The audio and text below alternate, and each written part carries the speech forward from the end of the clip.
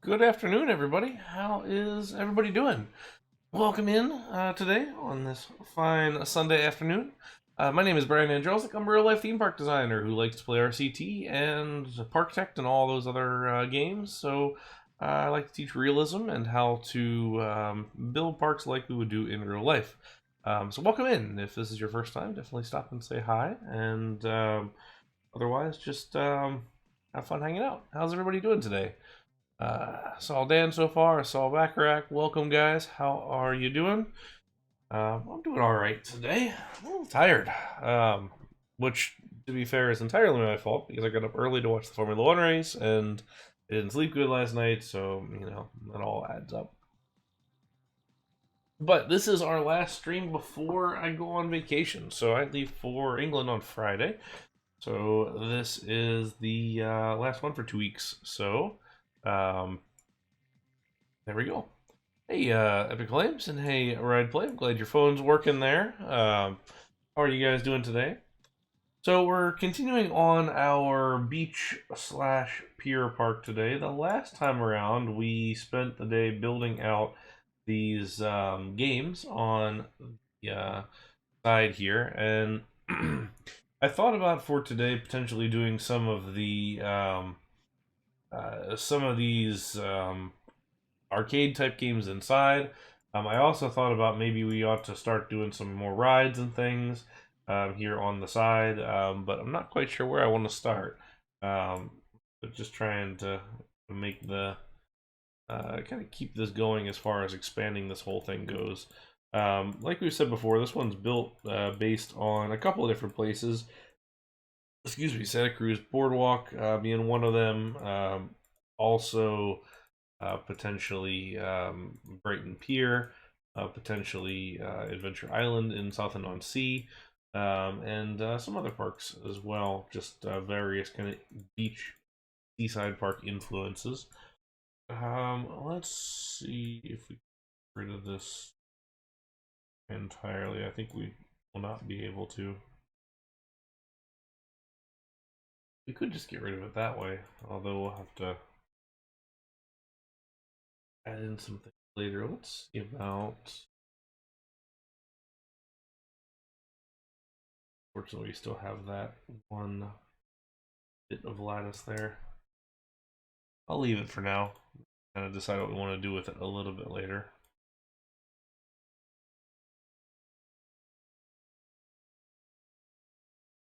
Place it underground. What do you mean?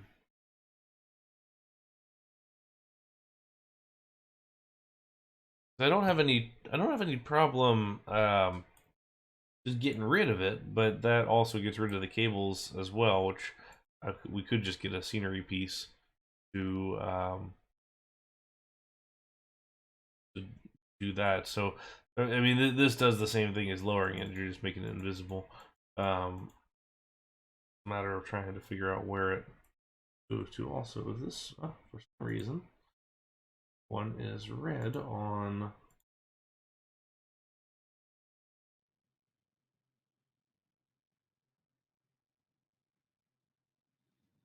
That meant to be. Oh, it's meant to be the purple instead. Not.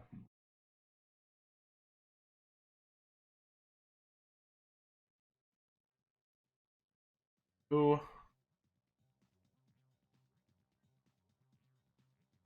may still change a lot of this because the palette still may change. Um, yeah, I'm not entirely sure what I want to do with all of our things today. One thing we could do is start on some supports for the wooden coaster. So at the tail end of last stream, we redid the wooden coaster from the original map, and now it's only 3 across here in the center because we double stacked the center stuff, which I'm pretty happy with how that turned out. The only challenge is just based on how RCT draws all that, we're now going to have to go back through and basically rebuild the entire thing, which not an issue. I think we can do that just fine. It's just a matter of actually going through and doing it. I think some of this is going to be, with the way that the wooden coaster bents are drawn in this game, it's a little bit different from how a real one would be. But we can we can make do with that. Let's see if we have those pieces. Okay, we have port wall one, this guy, and then I think we're looking for the other one. Let's just check and see if we've got it. And these are wall pieces, which are actually fine. Get both of those.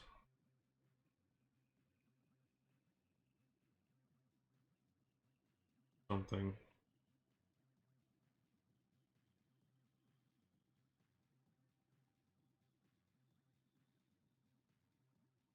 Okay, supposedly we already have that one.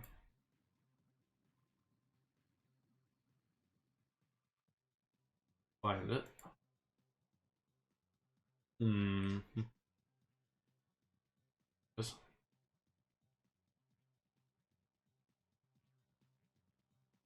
So these blocks here, by the way, we're marking out where we would potentially have to do cross bracing or diagonal bracing. Like what would be better for that?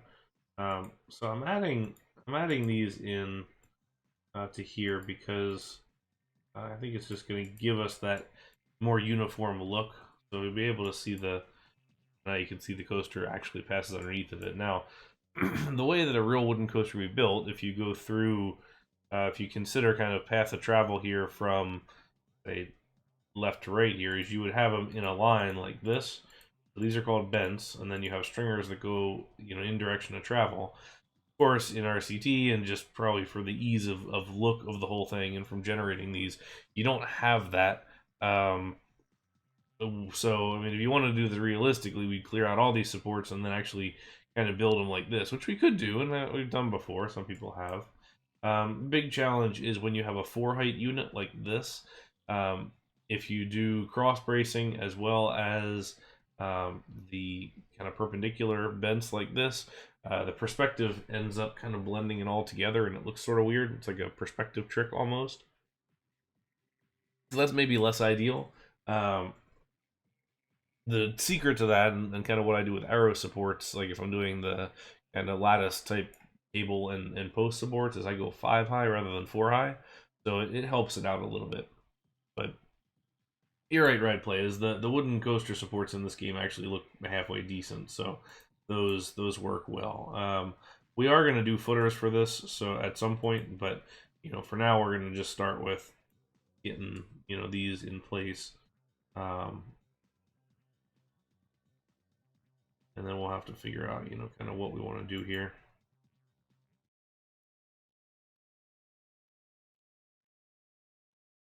So these little center sections are going to be a little more different, or a little different in terms of what we end up doing, but that's okay. We have time to play around a little bit with that, see how we want to manage that. What I do want to make sure is that we have consistent supporting. So this one is going to be, that's not that height.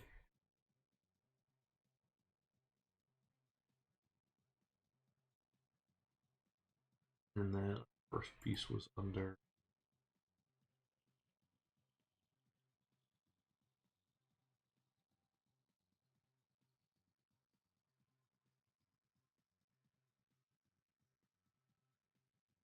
There.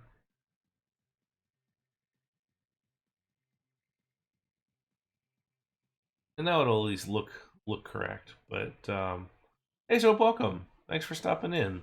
How are you doing this afternoon? Or evening, I guess, as may be your case now. Rearrange these just a little bit. We can get this more visibly in front.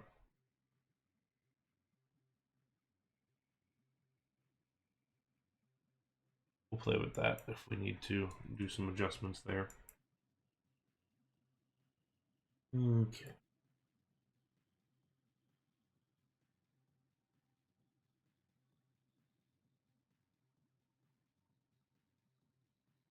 And this way, fill in this whole bit here. I don't quite know what to do with the section here where we're halfway under the diagonal. I'm almost tempted to just leave it because it's not really visible from any one particular angle. This hill kind of blocks that side, and just in general, it doesn't really offend me as far as the overall look goes. But we may play with it later, depending on how all that turns out. I'm not hugely concerned on it.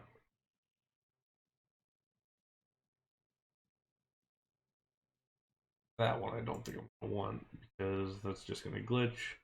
Nice thing is with the thickness of these supports, or just the actual game supports, it's gonna be real hard to be able to actually see anything in any kind of missing pieces. So you can kind of get away with a lot of stuff, which is good.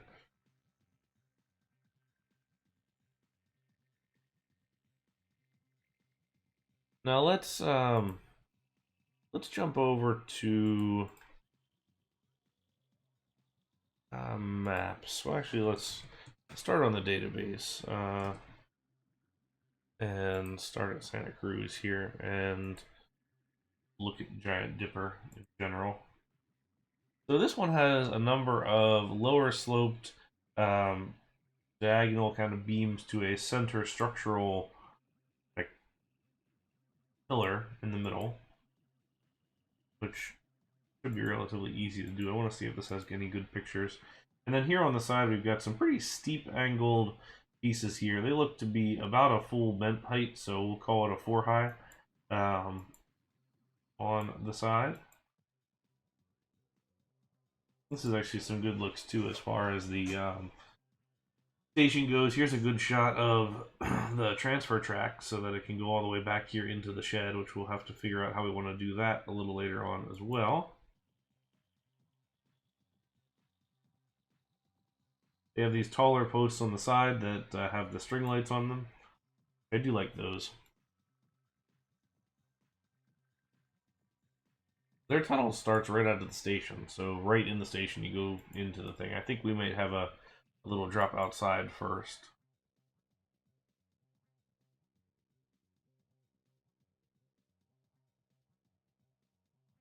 Another good shot of the skid brakes. These are the skid brakes all the way through. We may try and see if we can replicate those somehow. Basically make the regular brakes invisible and then put these in instead. Could be a good look. And here's your station. So entry and exit are on the same side. You can see on the cars here, there's actually not even access to the left-hand side here. It's only through the right-hand side. These are old Morgan cars. Um, not too many of those left.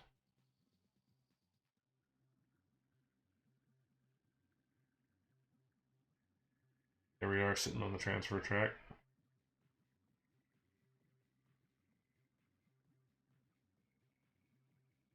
And this does give a good view of this sloped piece here. So up at the very pinnacle of the lift, we've got 3 vents worth of diagonals.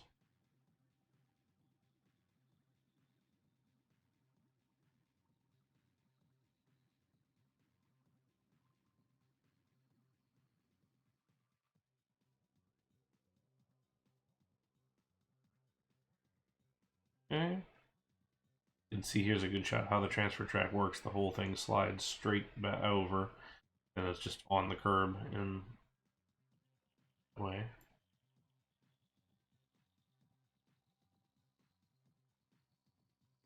Okay. All right, well, that's all the pictures, but that gives us kind of what we need to get started on some of these taller ones here. We did say 4 high, so what I want to see is these guys, the AVL roof trim. We're gonna look for 4.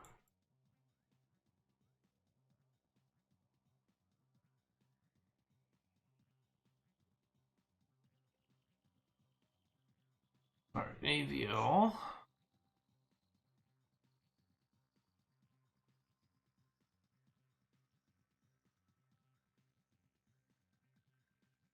4L, 4 right. All right, so it is somewhere in our bench. We just missed it clearly.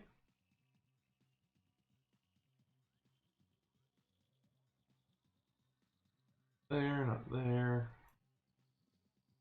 Here it is, 4. 4 colorful, and this may be a little thin compared to what we maybe want, but that's okay. We can figure that one out.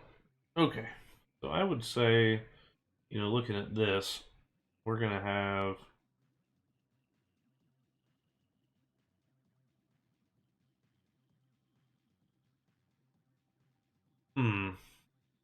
what I guess I don't know is if I want to do 2 or 4. So we could do, we have basically 4, 8. Gives it a nice steeper look overall. We would have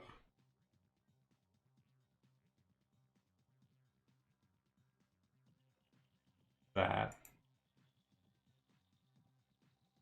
Or if we want to do 2 and have it actually drop 4 per tile, which may be the better, could be the better option. Let's see. Very thin. We want the regular thing. Okay.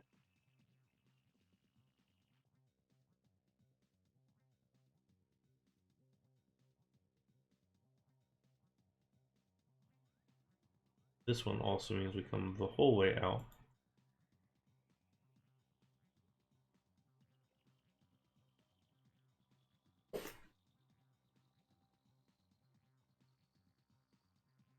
Left side for this one. Left.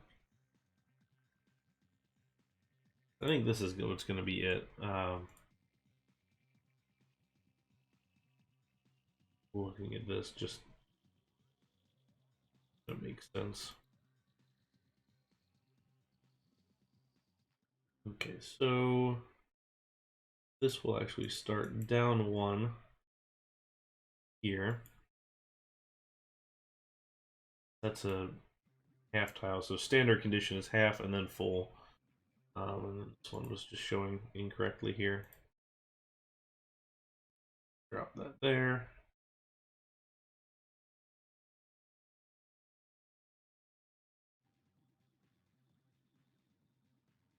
I think I like that option better.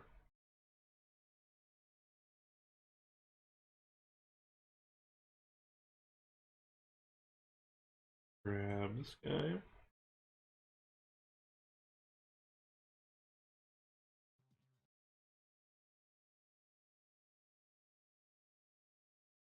We will, in this instance, kind of do this whole thing on the side too, because this lets us fill that in a little more nicely, so it just looks more complete. Or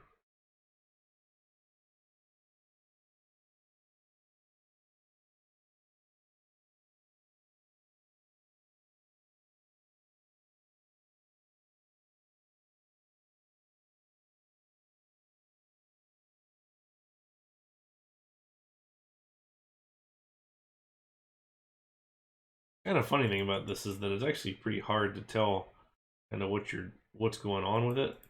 So unless you're looking real closely, it can be a little bit of it's difficult to even see what's going on in some of the cases. Excuse me. Okay, we do want a flat support structure. I don't know is included or not.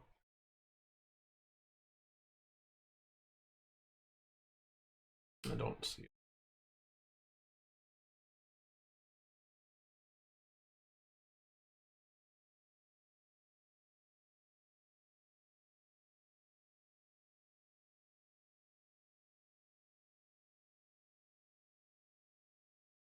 We'll keep the 1K diagonal structure just in case. Cool. We're looking for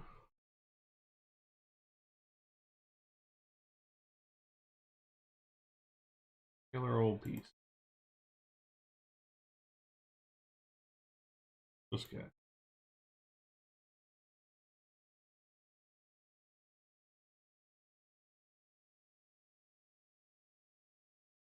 And we can do, these structures which came with the game. You have the the steeper ones here, but to me that's too steep, and it looks okay. It just doesn't. It's not really where I'm looking for. Um, we're gonna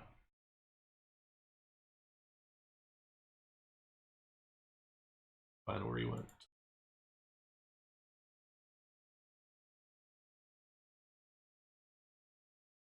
By putting these in, then it looks a little more continuous through there, and it just doesn't look slightly off. Basically, what we're trying to go for.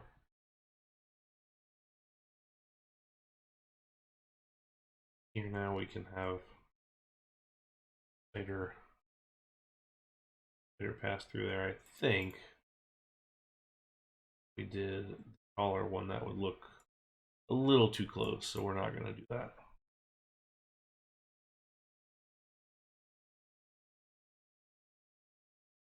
And we could come in here with a straight section and do that also, but we'll leave it alone for here. Anyway, that looks pretty good, at least, because we really, what you want to do is obscure the other track just enough that it provides that kind of nice through the structure moment. But what we're going to do now is actually leave this one, so it's only this outside lane is only going to cross under this twice, but now we're going to take this lower one and go for another, we'll maybe do 3 here in a row, and maybe 4, and then that'll add some more beef to our structure, especially because we're not doing anything on this side, since this sort of leans into the our ride space. So we're going to basically keep ourselves compact and build our support structure on this side. Doesn't necessarily matter which side you do it on, just that you do it. So what we want to do is start here. 1, 2, 3, 4. And again, we're just trying to keep it in this same grid as has already been established. Let's let the coaster dictate kind of that overall spacing and look. And we're just going to come back in here and just fill it in.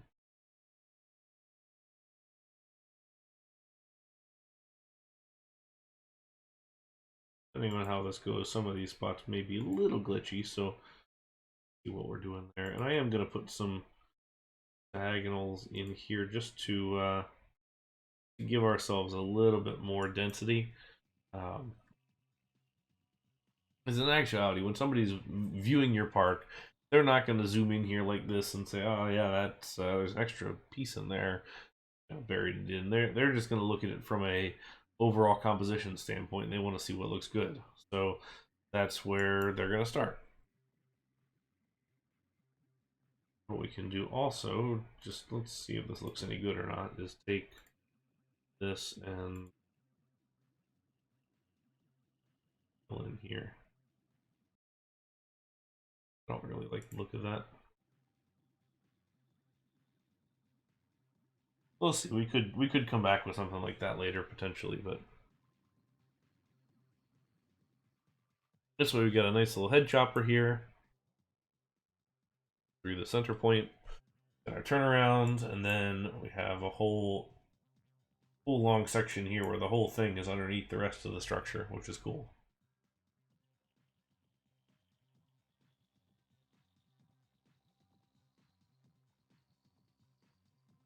There's probably a little bit more to be determined about what we're going to do here,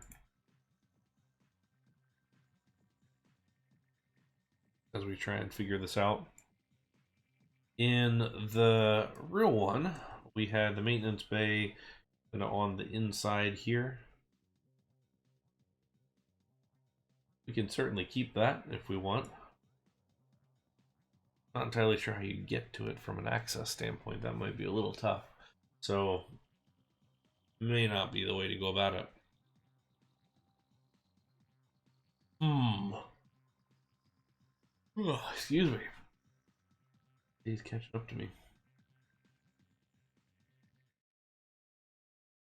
We could go ahead and do these supports here, at least just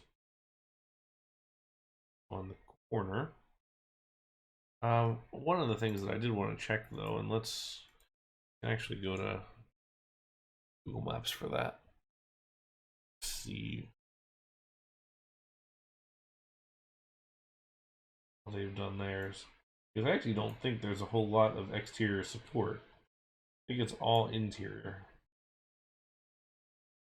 Yep, sure enough, there's nothing. So we do have these vertical pieces that carry the stringer lights, so that's something I wouldn't mind keeping on there. And then all of the rest of it goes toward inner towards that other thing.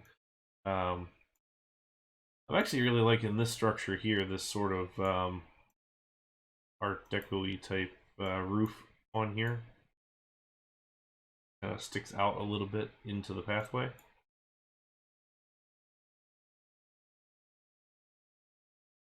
Odd looking artwork there.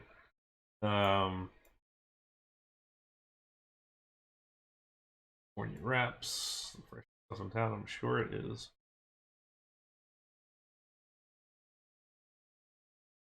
Hot dog on a stick and fresh ice cold lemonade, so those are good things. But I thought maybe we would bury some of this roofing where these are. So maybe we do that kind of roofing over here. Because we'll note there's this little pass-through coaster underneath. We're not going to have that. Mostly because we don't have the space for it, for one. But then also just it doesn't fit.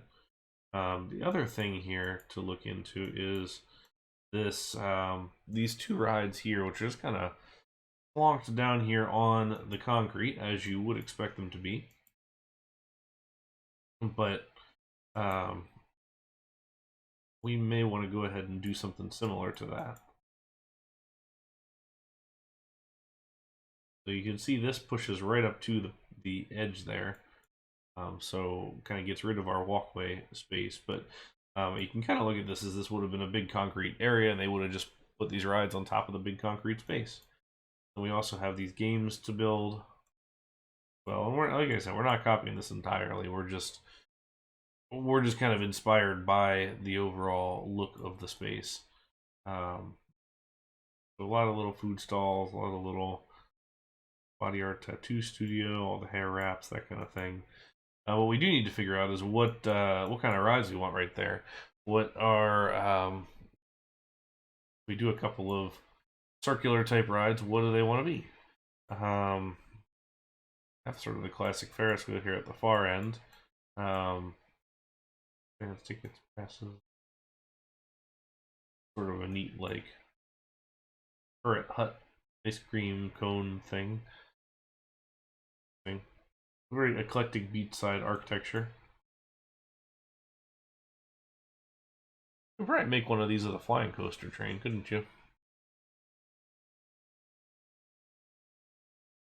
And then I guess they would just sort of open up at the end, wouldn't they?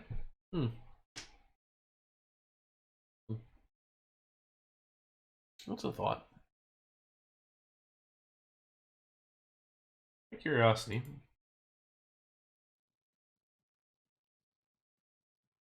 Take a break from those supports for a minute while I go around. Let's see. Oops. Not that. Custom. Custom design.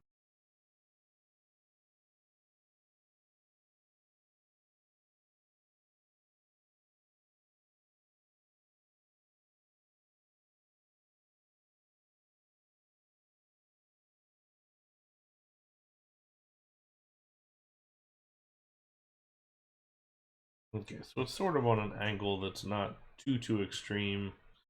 Bad way to showcase that. Alright, let's go.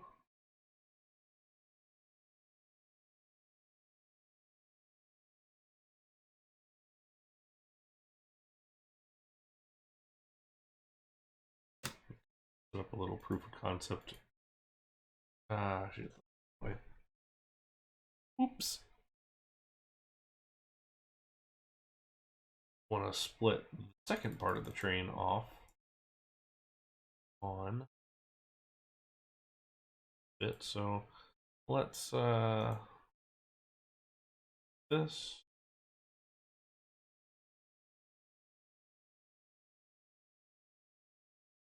janky way of building this.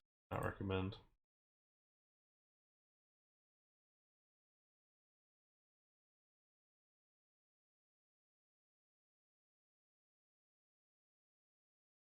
Okay.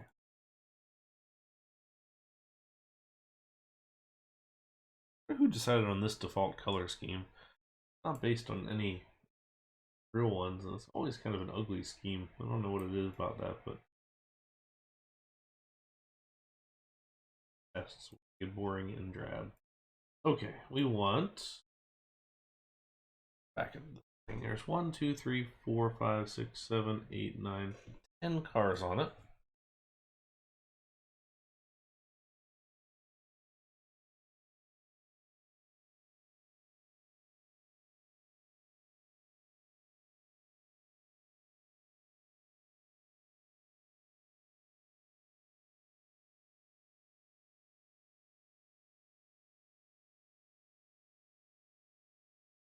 Yeah, the real ones do bank outwards a little. Okay, so if you split these around the, you split them around the thing, or around the wheel, that could look all right. Now you just have to come up with a with an arm that kind of matches that overall look, which, to be honest, that could be more challenge than anything, is trying to get that angle right. But there, an expansion pack flying coaster train that was a sale or something.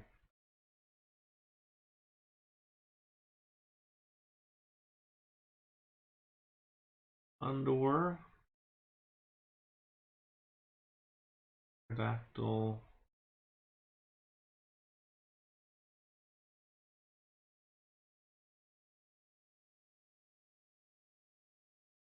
Probably a custom ride pretty easily that would fit that, but I mean, that may not be a bad thought as far as something to think about.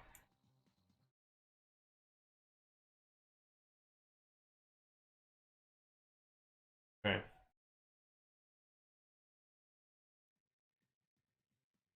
The thing with this is that I'm a little, I'm kind of a little sad about putting it down right here because I don't really want to cut off our nice repetitive boardwalk thing we got going on here. I think I'd just as soon build it slightly inwards. Figure we're gonna have a bunch of 6x6s. So right be there. Which might actually work out. We can kind of call this slightly better planned in that this it's right here again. That's the last one of them. So after that one, we can go up and do whatever we want. So we could have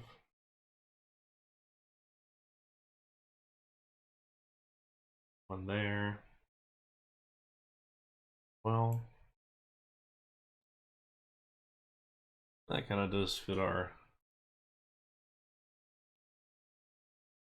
have queue, have exit wherever the exit wants to be. This one, the queue could be up the beach here on the side. Okay. So more to think about, just in terms of how that wants to sit in the space. But certainly open for suggestions as far as which rides we want to do. At some point, we'll want sort of all of our standard trappings of a what we call an amusement park rather than a theme park. So you're gonna want the teacups. You're gonna want the swinging ship. We'll probably want a scrambler at some point, which we'll just use the standard scrambler. We'll probably want a chair swing. Want the Ferris wheel. We'll want all your little kids' rides too. But those are all pretty straightforward, I would think. All right, so if we're gonna actually leave this alone on the outside, it's got some height to it. It's kind of nice. Enterprise, that's a good one. Hey, Nighthawk, how are you? Definitely want the Enterprise. That's a key one to have. All right. Hey, Kanava. How are you as well? How's your evening? Okay, so we have a look at this real quick as far as this whole thing goes. So if we put this on the ground, we've got one, two, we got three, we got one. Not too bad. I'm a little tired getting up for the F1 race this morning. May have been a mistake, especially when I didn't sleep well. But not too bad. We're having our last stream here before I go on vacation, so trying to make the most of it. Loop on that side. So right now we're just looking at if we did cables. Another vacation. I haven't had one this year except for I guess the Disney cruise. That counts. I wonder if we actually slid this over. Yeah, so this one is England, which we've been planning for a while now. So excited to have that finally after a long time. It feels like. I mean, we had flights booked in 2020 for this, and it's now finally coming to fruition. Hopefully, assuming nothing else crazy happens, but should be good. I'm excited to get to ride some more unique stuff for things that have been on my bucket list for a little while, so that's exciting. Okay. Excuse me. The later vacation, the one that I had in September, that's the one that we're still trying to sort out what exactly we're going to do, because the flight tickets to Korea went through the roof and have not been super kind as far as all of that goes. So unfortunately, probably not going to Korea after all, which is a little sad, but um, I didn't think that was that bad. It didn't peak terribly much, did it? If it was loud, let me know and I can mute it if I'm gonna cough. Whatever sickness I had like 2 weeks ago is still hanging around. It's I don't know. You can maybe hear it in my voice. It's still a little gravelly in general, and yeah, not been great. Um, we wanted to have a column here in the middle.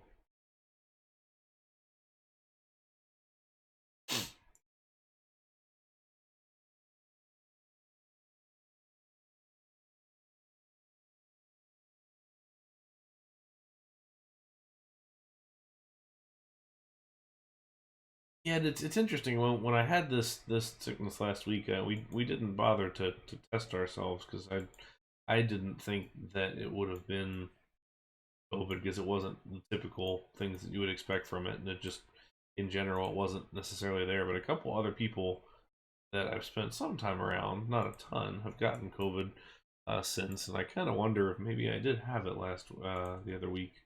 Just a very mild case, which I would expect it to be mild because I have vaccine and the booster and all the necessary things you should have. But I don't know. It's very odd. But either way, I'm going to be keeping my distance this week and keeping out of trouble because I want to make sure that nothing get me feeling sick before I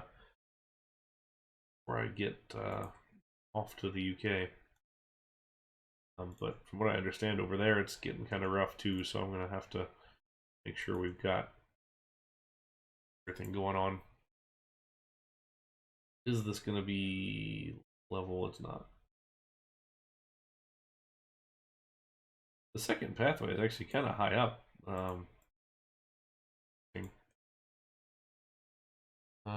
Hmm.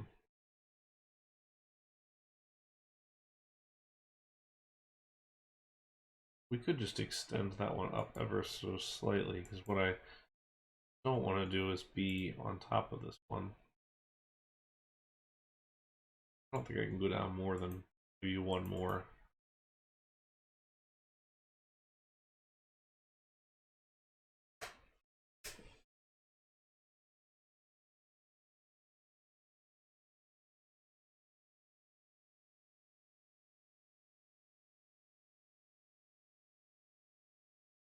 This one will cross and right in the way. Let's see how that glitches when it goes through. I think that's cutting straight through. We'll see. Yeah, hopefully we'll be feeling good for the trip because we're gonna hit the ground running. So we leave on the plane like, ooh, excuse there's that tiredness. All right, let's see how it's going. Yeah, it doesn't look bad in that angle. This angle it doesn't look so hot, but you just duck. There's some concerning clearances on Santa Cruz coaster, so sure we can get away with that. Then I guess I'll need some half diagonals to kind of fill in the gaps here, perhaps. That's probably going to be a little bit of custom stuff. Get to the right spot there. Extreme, are you on today? Got more requests.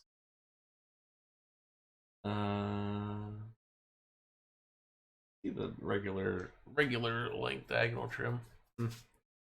But yeah, so we get on the plane at 5 o'clock at night here, and take off then. Land at Gatwick at like 6 something in the morning on Saturday morning, which gives us enough time to get off, get through customs, get the train into the city, drop our bags at the hotel, and get to the British Museum for opening, in which we're spending the entire day at the British Museum, having dinner, then seeing some of downtown before we go back and actually sleep. So it's going to be like a 48-hour, 36 to 48-hour day that first day, which is not at all surprising based on kind of how I typically plan, but it's a lot. My wife is patient as far as that goes because I kind of run us into the ground pretty pretty regularly on these trips. That's part of it.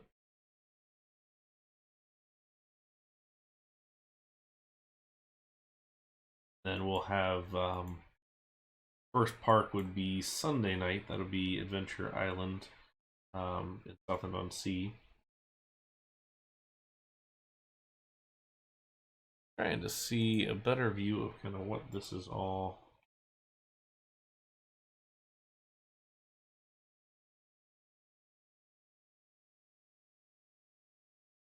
Vertical pillar, and then we have some just standard lattice coming across.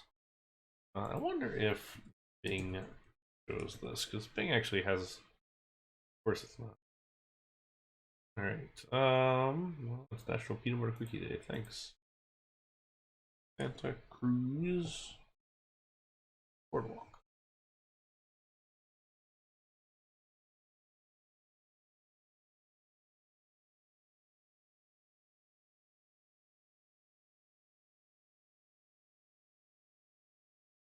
A clean area. Wow.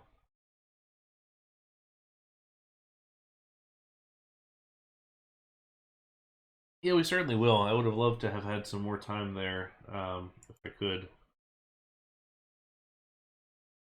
Have Not have the time necessarily. Great. I do love the bird's eye view. It's really just aerial photography at this point, which this is. I mean, it's funny when you compare it to Google. This is actually so much clearer. Um, and this is a tip if you're ever looking for this kind of stuff. Bing Maps is actually pretty useful for this. Kind of pains me to say at some point, but it is.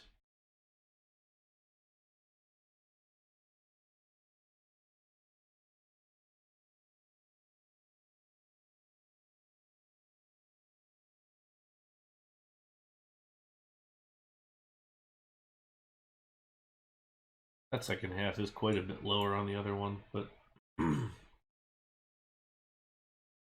wonder if it's worth making it lower, like putting more of a brake run on here as we would have, and then just dropping this slightly. Let's look at that real quick.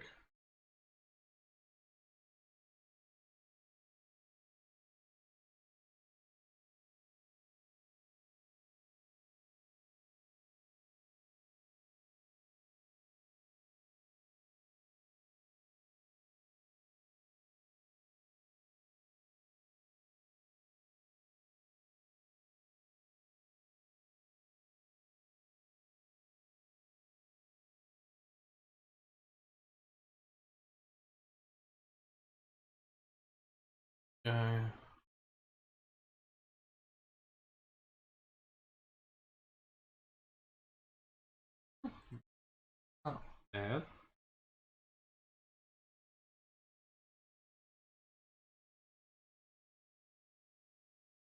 Yeah, it does drop it a little bit, which is kind of nice. See what our speed is through there. I do think last time rides list was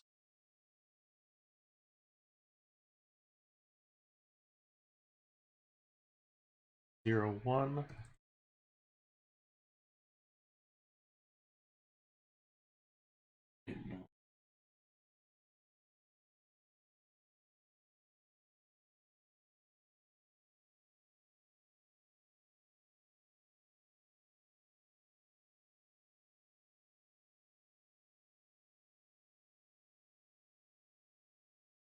We did want to adjust the mass just a little bit because this was hitting that 10 miles per hour here, and when we adjusted up to 700, it did get better stats.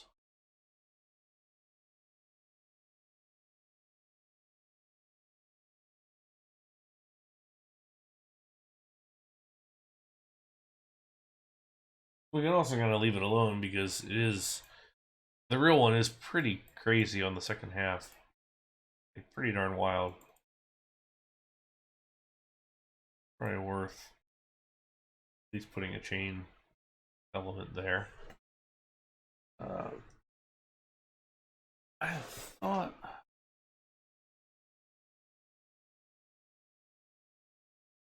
for whatever reason, I don't know why this is giving me rides in the 1 millions, 17 millions even.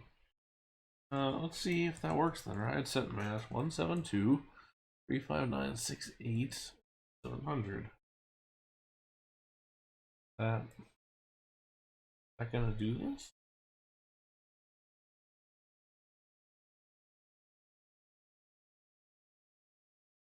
Huh. For whatever reason, the rides have all been renumbered starting in the 17 millions, which is very strange, but okay. It was 000 the last time we did it. I'm not entirely sure what happened there.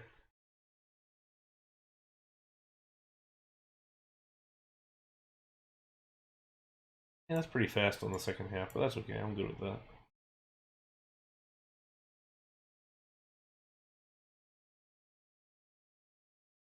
And then we'll have to decide.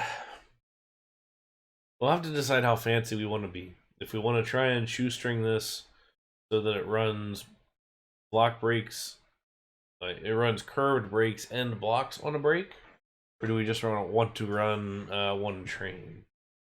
Either or is an interesting proposition, I think, but um, we'll see.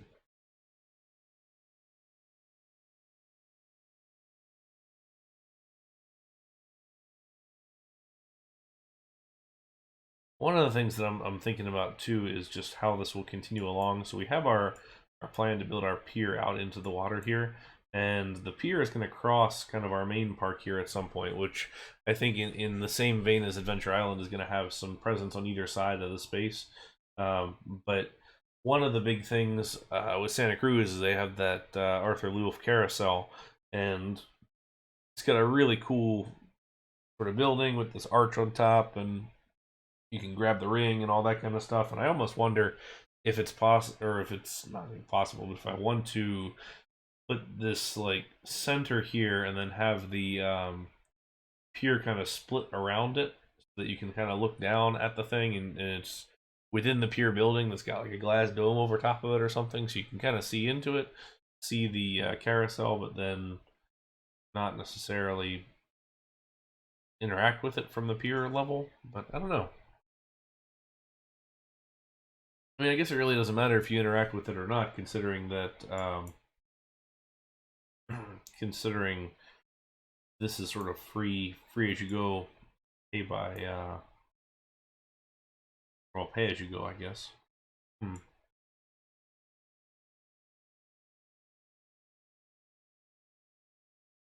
But anyway,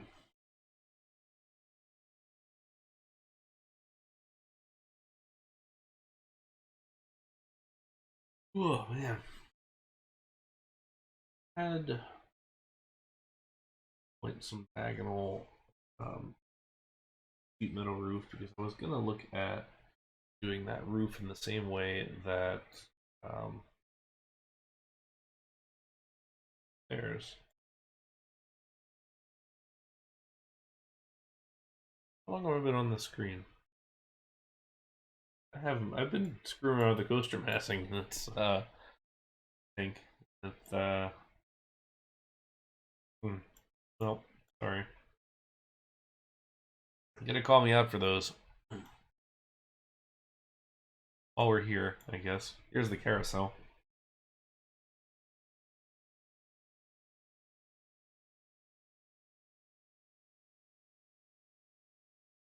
I would like to do some kind of building like this casino here. The old casino. I think that could be really nice. I like this curve piece, and I love this boardwalk decking here. It looks really good.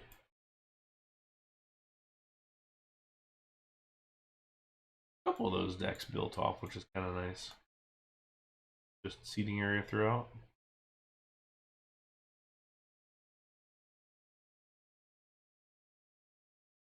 We do go for one of them.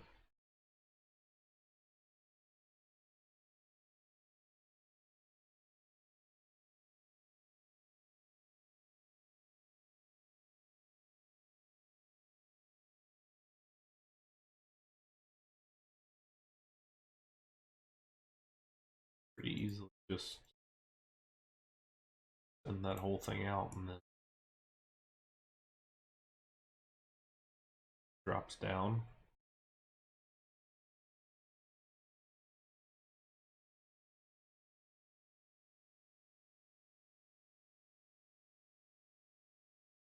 Hmm. Not bad.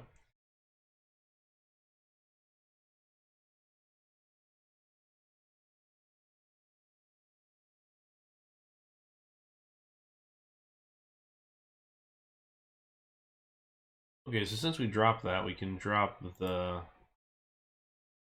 other element or the other corners.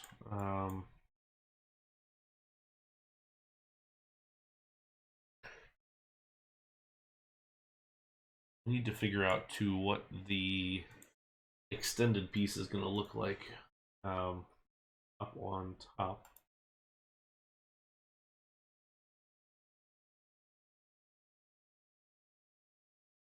We can do it. We can do this one. Matter of kind of where it catches on the.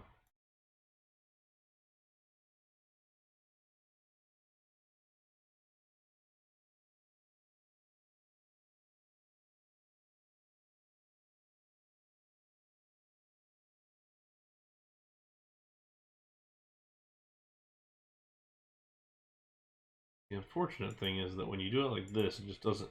It doesn't look like it's attached to anything. It just kind of looks like it's sort of just sitting there.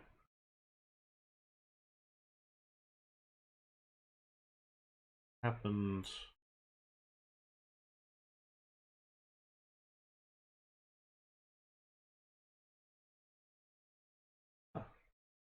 Hey, Mark, no worries.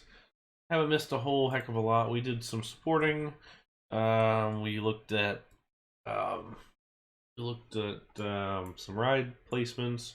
We looked to see if we could do one of those like flying fate rides where you lay down and it spins. I think that might end up being a custom ride, perhaps. But I don't know. How's your afternoon or evening? I guess by now.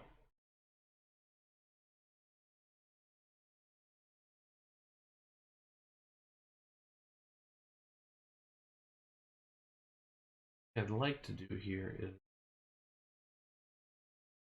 do nice, good,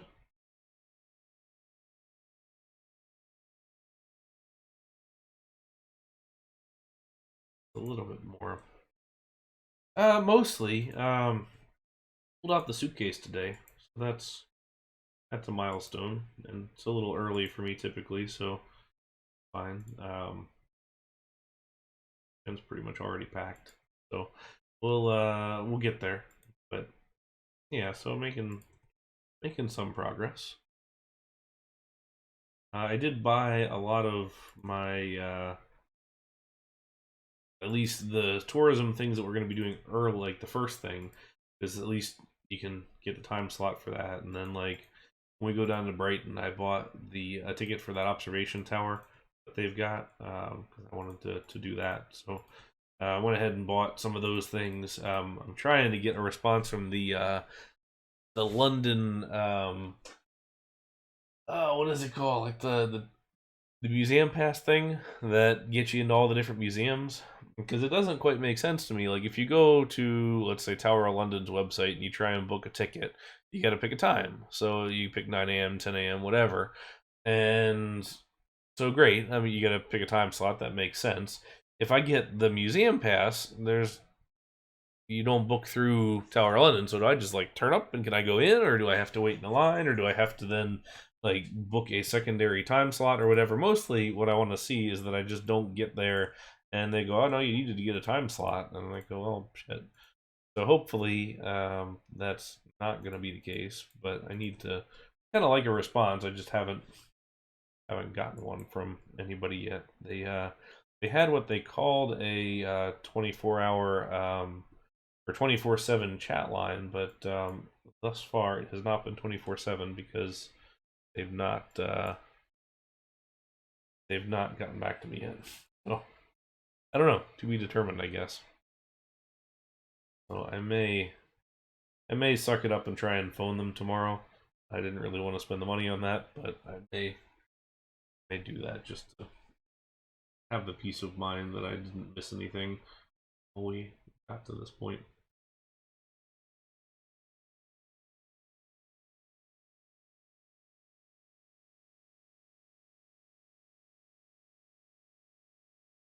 So static. I was like, why are these not flashing? We want.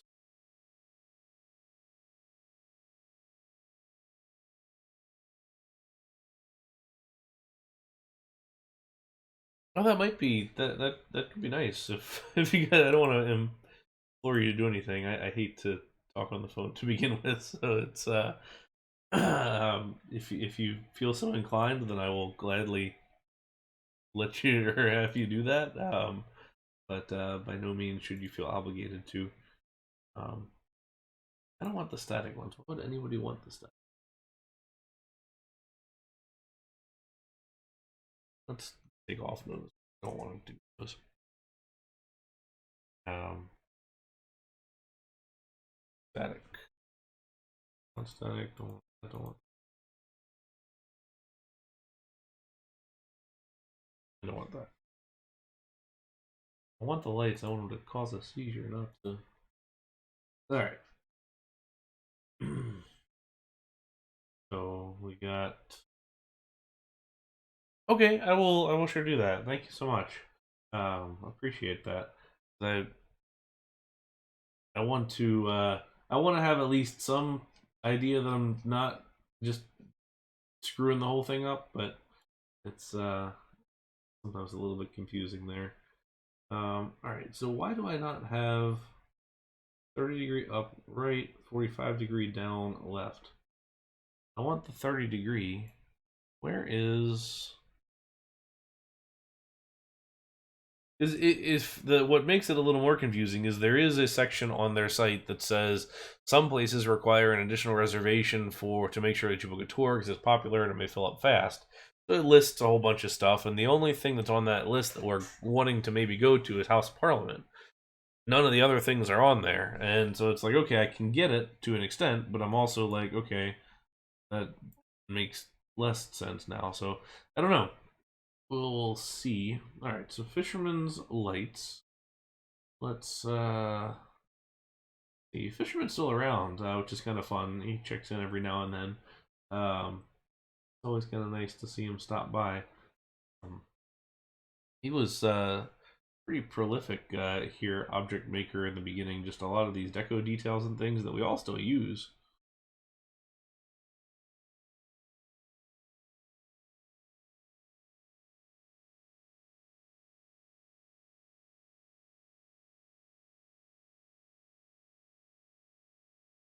Oh yeah. There's actually not a whole lot since we were last here, but let me let me explain kind of where we are and what we've done thus far. So I think you were here for the original planning session where we talked about having the park on the pier, or park on the pier out here, and then the park on the beach, which is more Santa Cruz Beach Boardwalk inspired. So like sort of a full park, probably 4 or 5 coasters. Pretty historic. It's got the old wooden coaster, but also has some newer stuff. Probably medium level of just random beach type theming, and then the pier being more of a British type seaside pier, um, jutting out. So really, sort of a South End on Sea mixed with the Blackpool, mixed with the Brighton, mixed with the Santa Cruz, etc. So that's kind of where we are so far. Um, this last stream we did this arcade building, which we haven't quite finished yet. It needs a facade on the front of it. And then last time we built out our game stalls on this side. So we have this um, break the balloon game. We have a target shoot game. We've got this hit the hen, which is our custom ride game that's got these kind of 3 bouncing tiers of targets. And then we've got this ball toss thing on the side. Still kind of waiting to put together our swing ride here, which we'll do. Extreme's going to work on some pieces for us for some slightly steeper supports, just to get a little bit more accurate slope as far as the KMG Vortex model goes. It may not be a Vortex model, but it will be something similar. As far as the wooden coaster, we actually changed the layout of this since the first stream. So you may have remembered we built it the first go around, and it had some decent parts and pieces, but it wasn't all 100%. But now we are slightly different, slightly edited. Hey Ryan93, welcome. How are you today? One of the key features of this coaster now, as compared to the one that we had built before, is this one's only 3 tiles wide at its minimum here. So it's we've double stacked here on the outrun and the return run of the second half. And then it has a curved brake run, which we'll have to hack a little later on to actually fulfill that curved brake run tendency. And we might also hack it to do block brakes on a curve, which I'm not quite sure I want to sign up for yet, but we'll see. I know how to do it. It's just not that I want to do it is the problem.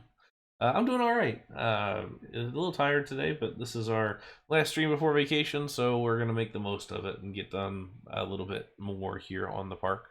And hey, Taibo, welcome. Hope you're doing well. So one of the things that we did do on this is we dropped the station, because the station was 4 high initially, which kind of limited what we could do for this drop on top.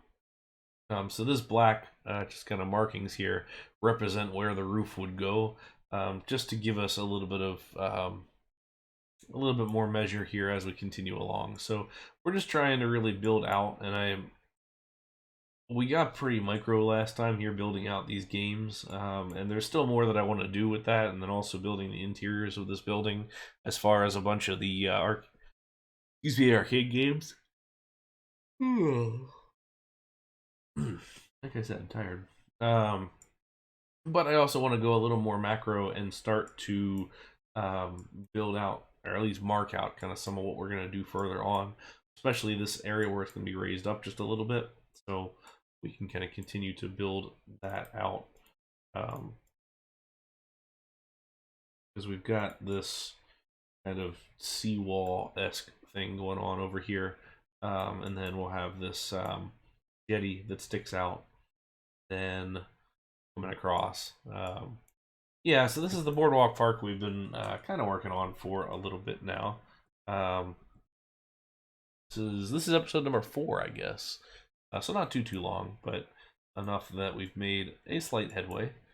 Still a little ways to go, of course, but not too bad. So we're just right now we've kind of been playing with a bunch of random stuff so far. Like last stream we had that nice focus of we knew we wanted to get the those games going, but This one I've just been kind of jumping all around depending on what's interesting at the time. Um, Looking at these extended elements on the coaster right now. So the real one at Santa Cruz has these kind of taller, taller sideboard panels, which I kind of like, but they trying to figure out a way to make them look good, smoothness standpoint. Um,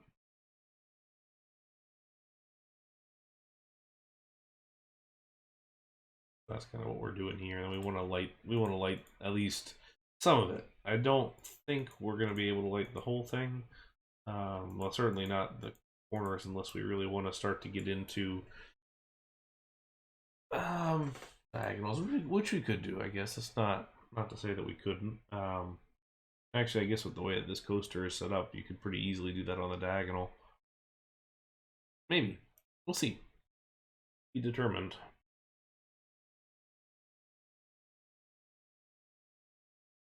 But we'll have some shops here underneath. This gray rock texture here is going to be all that.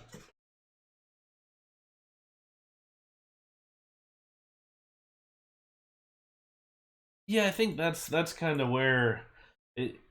What I want to figure out is kind of how kind of traditional beachside we want to be, and I guess by that I mean, to put it bluntly, how janky we want this park to be. Because there's kind of certain different levels of Seaside Park. You know, um you've got Santa Cruz, which I feel like is a slightly classier version. Like it's got the typical theme park feel, but it's pretty clean. It's pretty well put together. It's got, pretty decent rides, nicely, maintained and things like that. But it doesn't necessarily have quite as much of that like old school like sideshow feel, or the am I getting ripped off kind of feel to it. Whereas let's take Coney Island for example, and you definitely in some of the areas you definitely get that feel from like the just different concessions along the street side, or just these like one-off shops and stalls, or different vendors. So I do kind of want to have that sense of sketchiness at some point. Um, Trying to figure out what that's gonna end up looking like is sort of my one of my goals as we go through here. I feel like this park in itself is going to be pretty clean. I kind of feel like the boardwalk may be the place for the more kind of sketchy stuff, I guess, because we'll go out a pretty good ways here, and we'll build our thing out here. Um, but um, out here we'll have. I would have loved to have done like a galaxy or a like some kind of Pinfari of sorts, but unfortunately, all of those really suck to build an RCT. It's a really hard time. But what is pacifier in British? I'm sure I've heard it. I just don't know what that one is. Um, but yeah, exactly. It's just how trashy. Oh, okay. I've heard that as well. Um, it's basically how trashy do we want to go with this whole thing. Um, so so far this is pretty clean, and the thing is we have permanent rides in this section, so this is going to be a little cleaner as far as the whole thing goes. Now once I visit Blackpool in a couple of weeks, this vibe may change a little bit, just kind of based on that overall sort of feel. But I do want to I do want to put some effort into making sure we kind of get that vibe just right.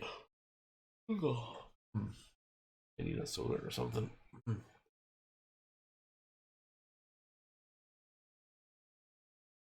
We will see.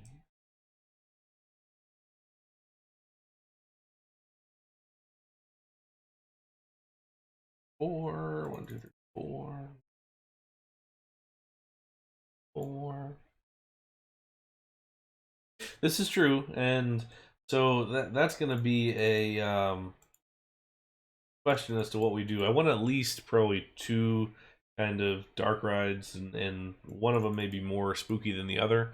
Um, which, since you know Rehoboth, you will appreciate this. I would like to do something like the Haunted Mansion in Funland, because that was my first haunted house of sorts, and um, it took me a while to get on that because I was a scary little kid. So, but when I finally did, it was a lot of fun, um, and I would very much like to have something like that. The one at Santa Cruz is actually pretty legit. It because it has the feel of like a traditional fun house, but the ride system is actually a little more higher tech, I guess. So you sit in, like, the traditional sort of haunted mansion type wrapped car, like with the big hood around the back of it, and once you go in, the whole ride vehicle spins around, and you like lean back, like, and you go down this like ramp. It's pretty legit. Neat. So I'd love to do more of that.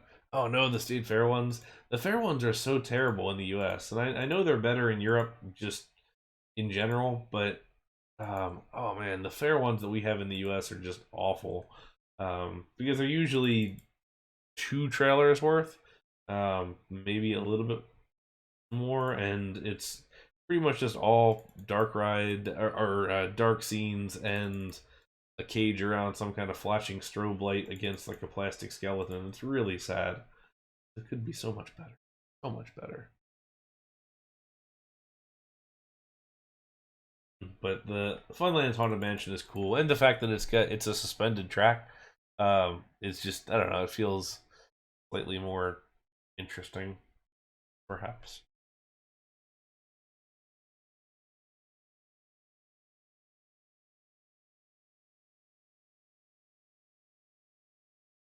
What else is Benidorm in Spain? that sounds that sounds a little terrifying.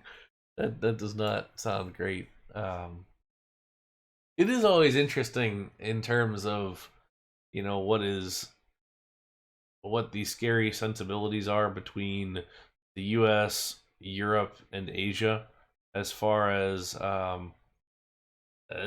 haunted houses and haunted mansions go. I mean, the U.S. is um, pretty big on the whole blood and gore, and it's just loud buzzing noises. You always have to have the truck for some reason that's coming at you and sounds the horn.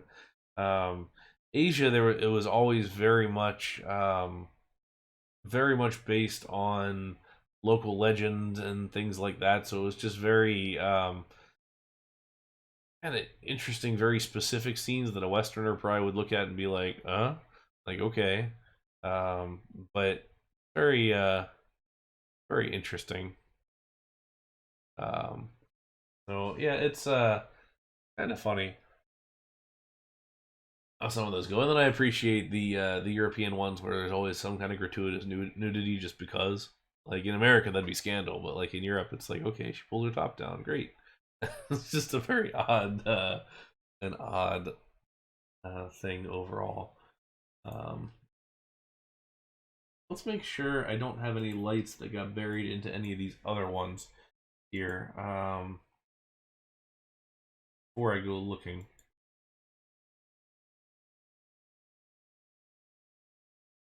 Yeah, and that's the scary Halloween things like Halloween Horror Nights and Busch Gardens Howl-O-Scream, or well, SeaWorld now has our own Howl-O-Scream. Um, yeah, that's it's pretty much all in on the gore and everything else. Ah, here they are. Um, which doesn't really bother me, as far as those events go. Like, it just kind of is what it is. Um,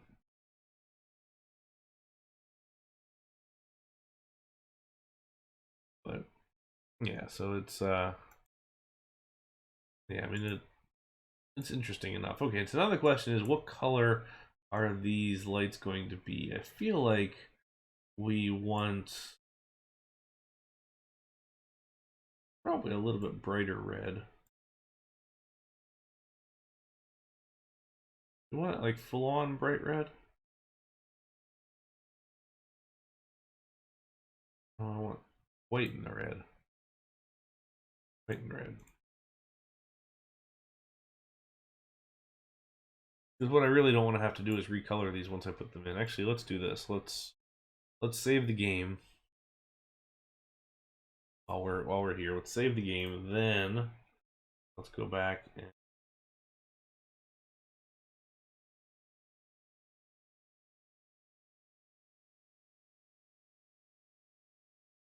I want it that high up is the question too.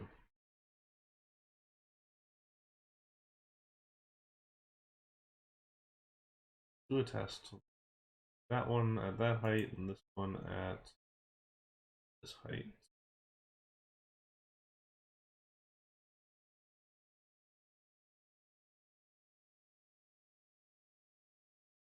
Kind of like it at the top because it kind of justifies the reason for those extensions to kind of be there in the first place.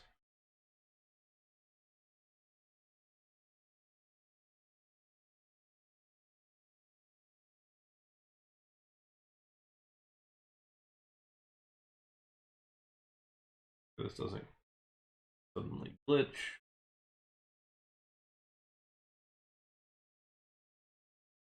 Good on that side. Up above anyways.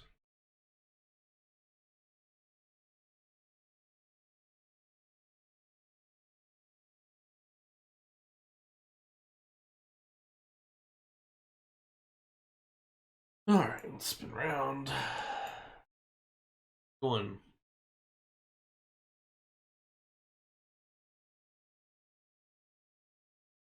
I think now being able to see that we're an hour and 15 into today's stream, we are probably not going to focus on any one thing in particular.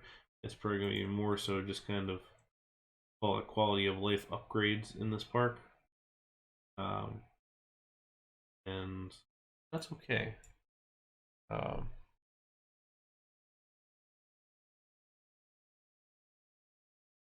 But that is cool. I like that idea with the tall kind of height to the whole thing.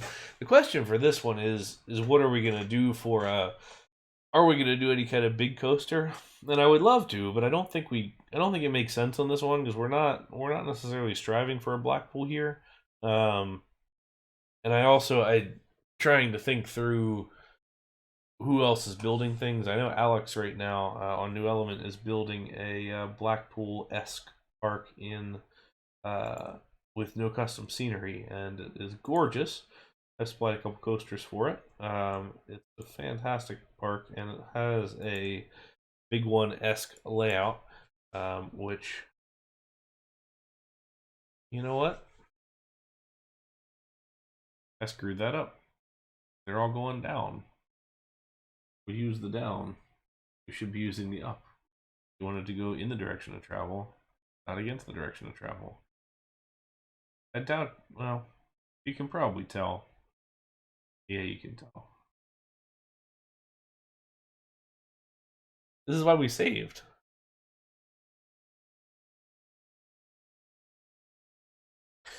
That. There we go. Less harm done. Okay. Should have been the first thing to pay attention to, but okay. We're gonna do 30 degrees downward, 30 degrees up.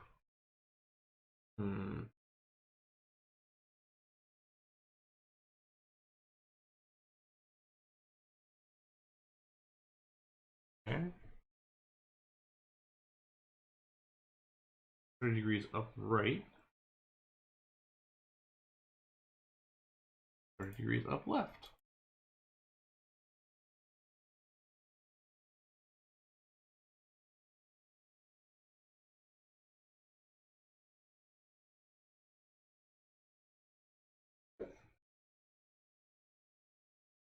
It's not like our sprinklers outside. I'm trying to check that real quick. Okay. We had some sod replaced in our front yard, and I'm trying to set the sprinklers to water it more often, but we don't really know how to use our sprinkler system. It's very confusing and there's a lot of different zones and is somewhat annoying. But through screwing around with it, apparently we have now caused the sprinkler system to come on at odd times on our yard. So just turned on at 3:21 in the afternoon. Okay, so there's an up left. Huh. I guess we could do it with the right hand one. I didn't necessarily want to do.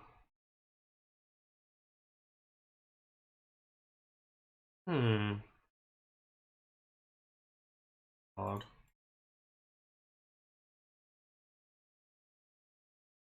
I'll have to ask around if somebody has that, because I'm sure it must be a thing, and I just am missing it at some point. But anyway, let's 30-degree up right.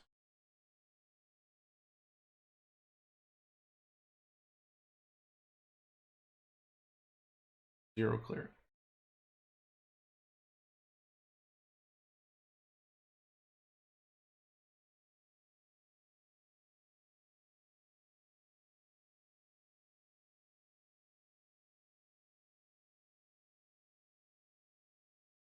There we go.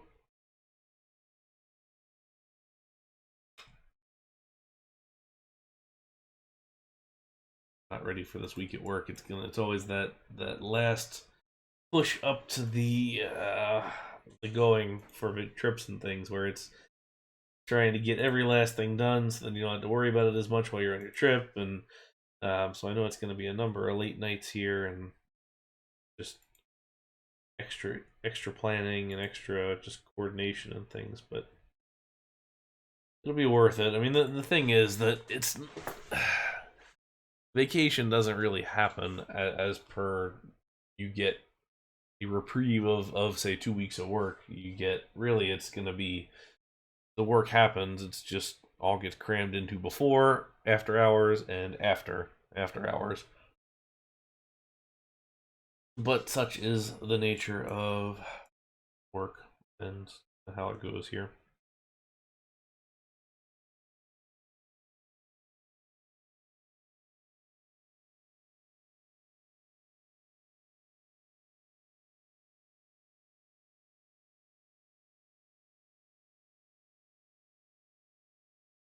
It's right up against.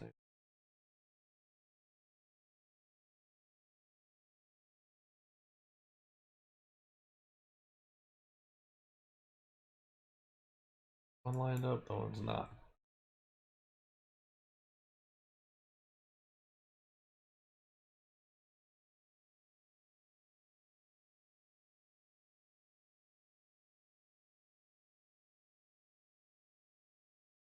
Oh. Would kind of like to get another video out on the YouTube channel before I leave, just to remind people that I'm alive over there.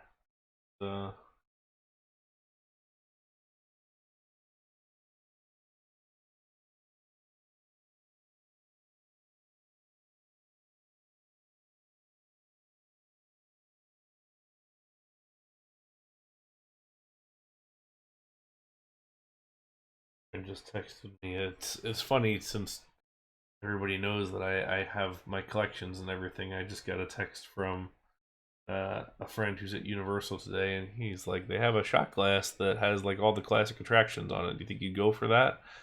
So now they're gonna pick that one up for me. This is very nice of them. Not that I need any more shot glasses, as is evidenced. One of 8 cases plus 2 bins worth. There's a lot. It's fine. Totally fine. Okay.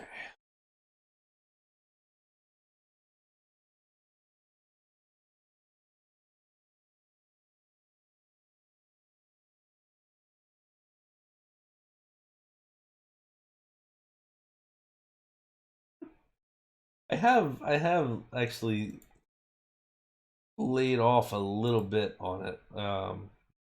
We want Oh no, that's not horizontal. Horizontal.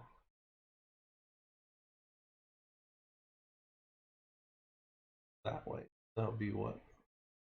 Horizontal right.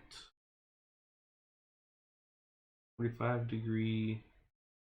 45 is an odd one. I'm going to go horizontal right.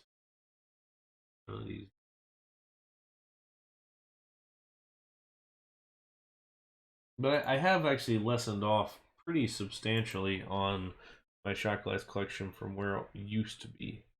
It used to be pretty darn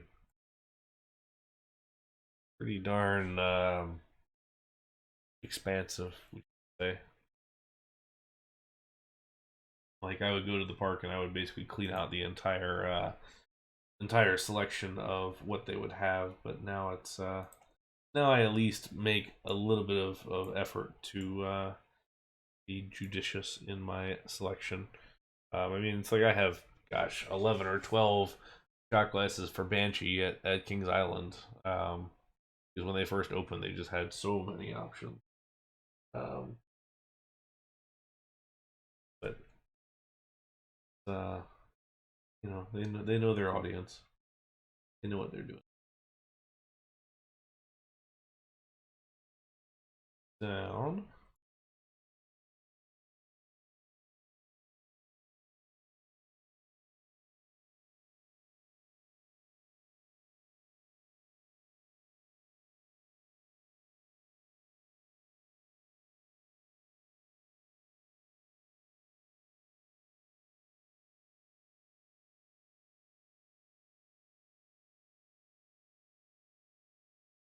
Yeah, it's interesting. Overseas, shot glasses really aren't a thing.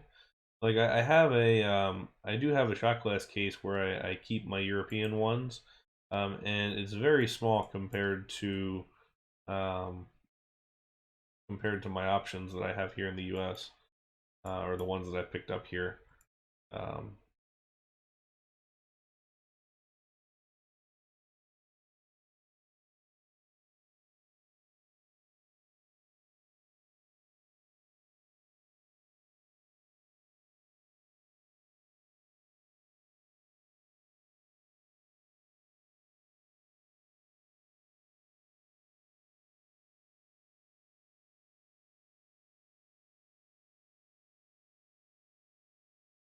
what the 60?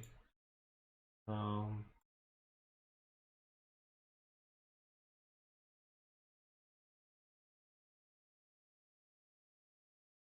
that way, different strip. But yeah, as far as that goes, there's very little international glasses as far as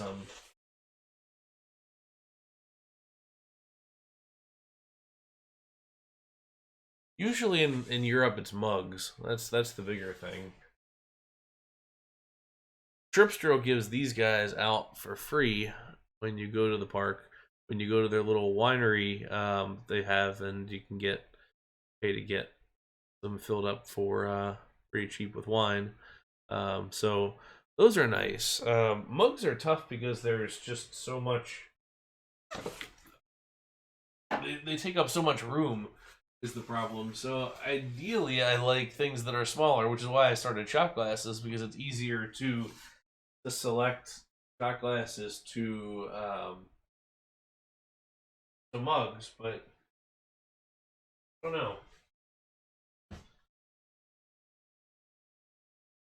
The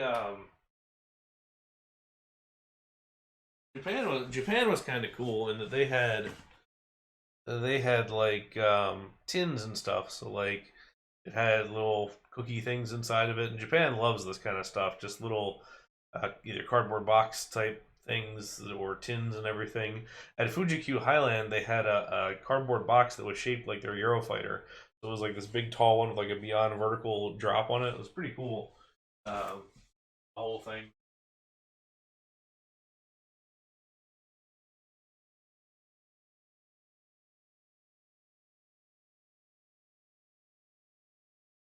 But Yeah, I don't know, boysenberry merch. You need to get over to Knott's at some point and do that.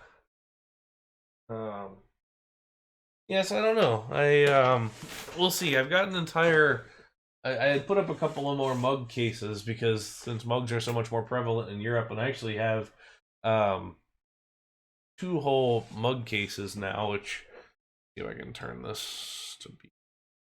All right, so those horizontal cases there on the wall are. This is bouncing because I'm holding it. Here, let's make this. Uh-huh. Boop. Worry time here. So this is a mug case that we've been using, um, and so I have this one entirely open, so I can get 9 more in there. And I could probably rearrange if I need to. I've got um, I've got some here, so I've got this guy up top is European ones, and this guy down below is US ones. But and then this one is Europe too. This is mostly Spain and South France, but so I figured this one I'll keep open for UK, but I'll probably have more than I have space for, which is kind of where some of this space is going to come in. And unfortunately, um, it's just they're all going to go in storage as not really storage so much, but you can kind of see there's just a lot of mugs right there. They're just kind of sitting there waiting for a home. Um, Need to figure out what to do with, but yeah. So this is just the coaster room in general, as we would call it. Lots of things. There's a lot of things that I want to do as far as making space to work with, or making things into other things. I've got. So I haven't really figured out what to do with this yet, but this is a door from the Disneyland Hotel, and it's got the original concept art for the original Disneyland, like before it got kind of revised down, so it's sort of grand and cool design. This is apparently one of two, so there's a second leaf like on this side. Um, couldn't find that at the time, so it looks like it's some kind of maybe cabinet door or something. I don't know. The nice thing is that my side has the key on the bottom of it, so it actually has the whole thing. But I would love to turn this into like a coffee table, but I don't know. I don't really know the best way to do that, or if I did, where I would put it. Like this might be a side table or something, but I put like glass or something over top of it so that it's protected, but you still have the image underneath of it. But I just thought that was kind of cool. I just haven't been able to figure out what happens to it yet, um, or just kind of where it comes from, or like the old Shamu Rocks sign from, or map, not map.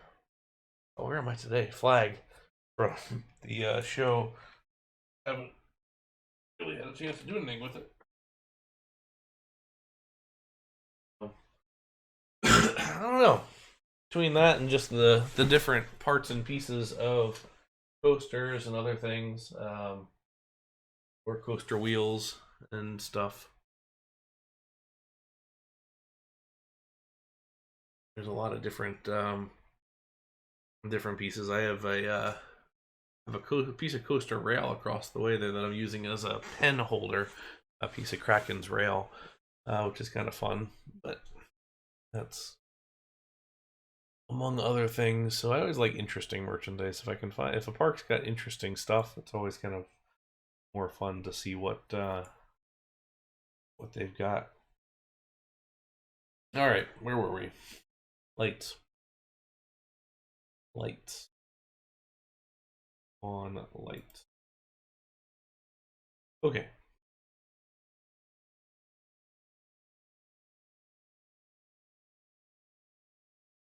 Yeah, as I said, I've got a pretty good variety of things. So if there's ever anything that you're wondering if I have or not, let me know. I will let you know if I have it. Um,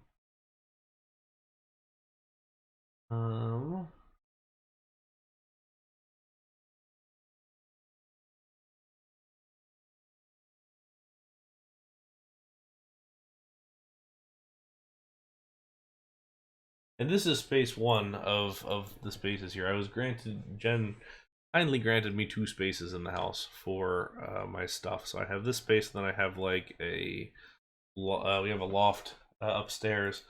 Um, that is sort of my second space, although I haven't really put it to use just yet. It's been more of a I just kind of have it for a repository of all of my things until I am able to store it someplace.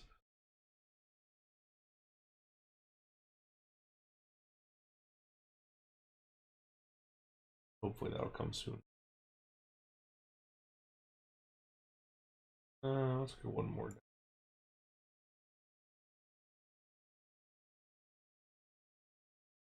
One more on the.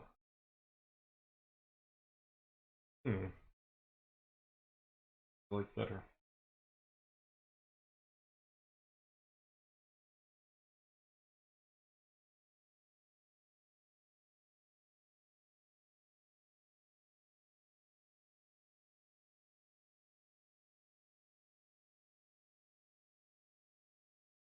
It's probably for the best.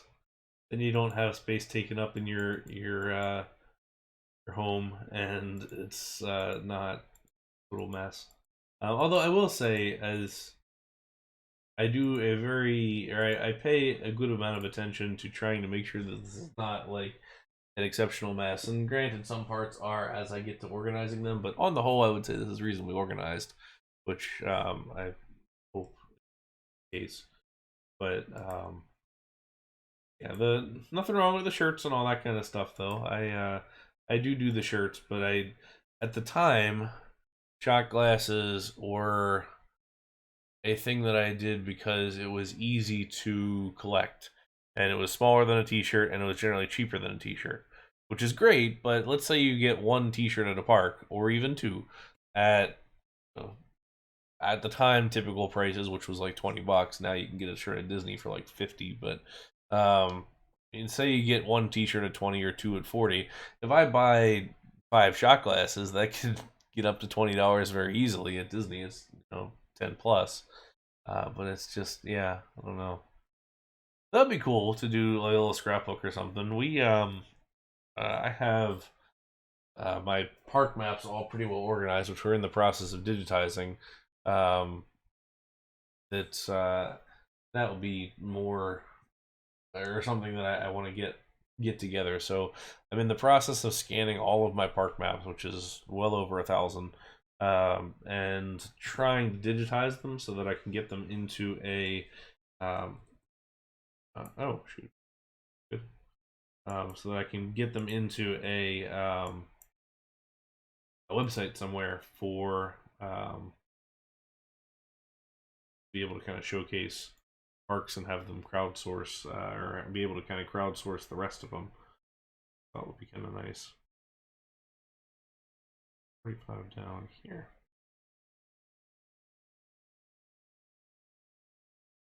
There we go.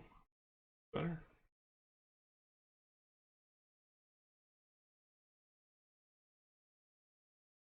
45-degree up. Right.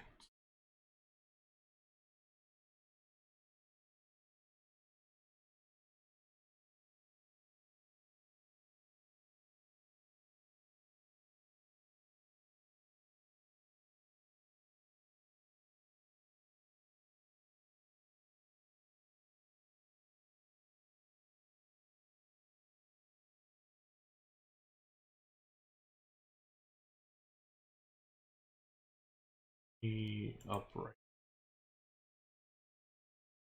And yeah, that's the key thing too. I mean, once you can get an actual home ownership and get away from the rental and everything, then you can really make it worth your time.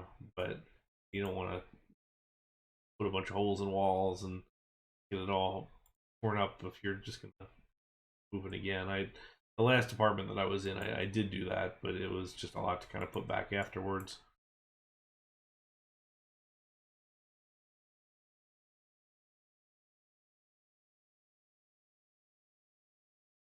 Hey, dog. The dog has come for a dog. Hey, Lily. What's up? Lily dog, you gonna come sit? Hi. Come sit, or are you just gonna sit there and look sad? Okay. Lily. Hey, keep moping. Yeah, she's moping because she wouldn't let Jen wouldn't let Lily come up to take a nap with her this afternoon. Because we know that Lily will instead get out of bed and chase the cat around. So, um, Lily's down here instead. Kind of a menace.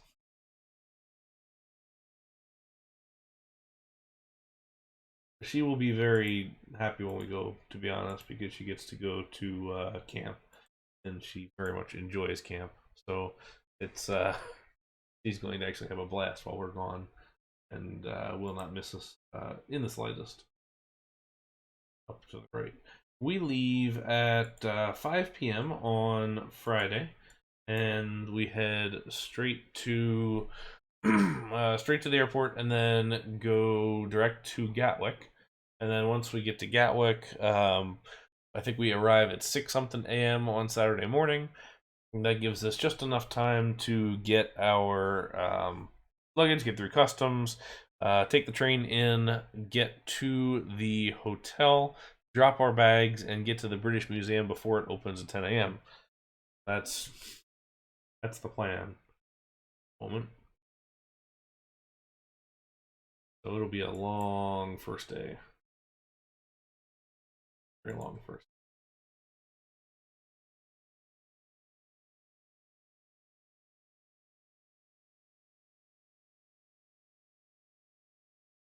Horizontal right. Oh no, that sounds really awful.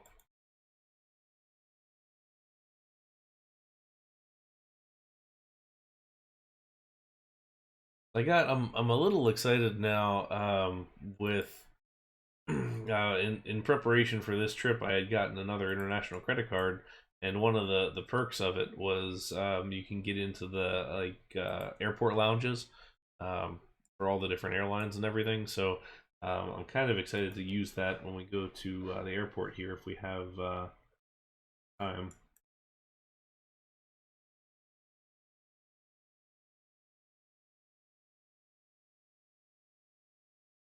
But yeah, we do. There is no slow moment on our trips. It's right away.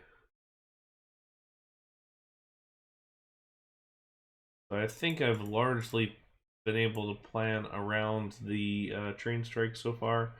Um, still, still some more to come on that, but we'll do what we can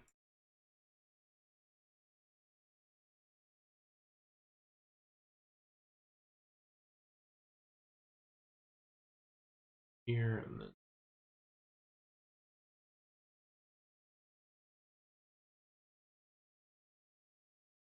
Okay,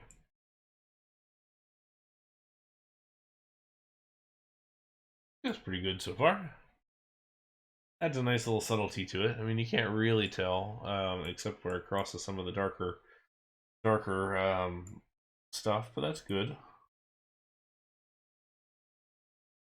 Okay, next up.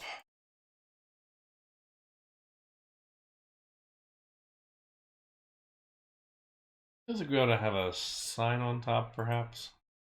I don't know if we want to do a sign or if we want to do flags. Santa Cruz has flags. Typically, I feel like you on these kind of parks you have like a do not stand up sign or something because it feels like they're a lot more kind of in your face about liability stuff.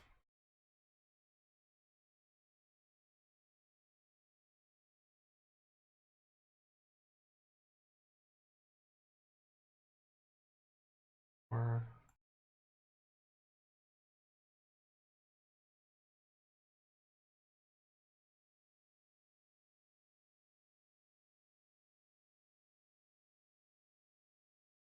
do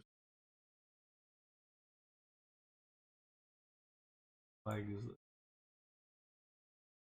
solid color flag. Sure, I'm feeling that.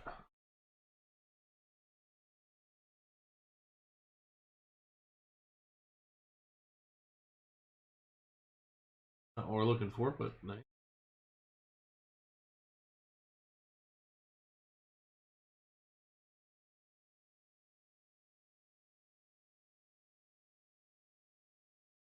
Come on now. Once.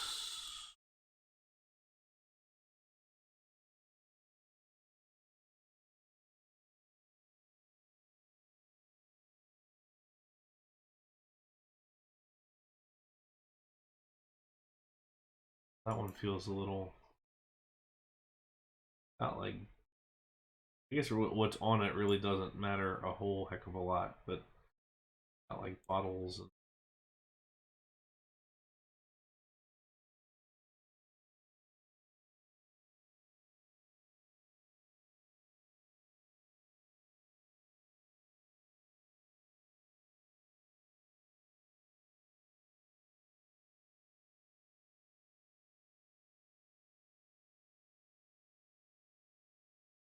Settled in the wrong spot.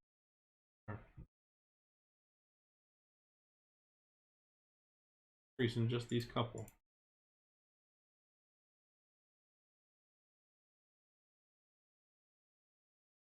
Really weird.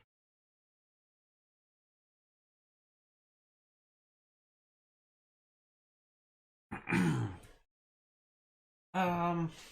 Hmm.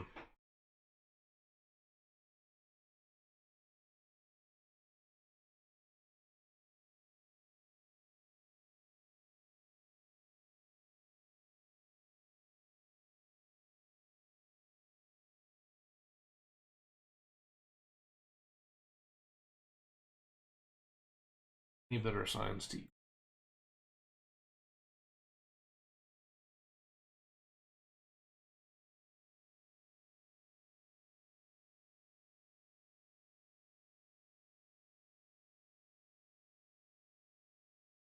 Do just this kind of standard color one. Let's.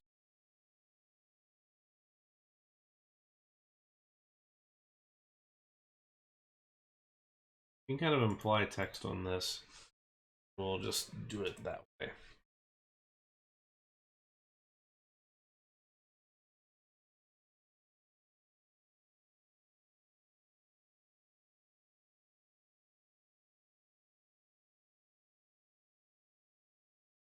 That looks silly.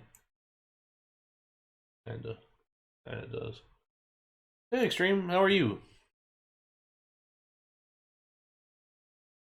Thank you. The lights, I think, turned out pretty well.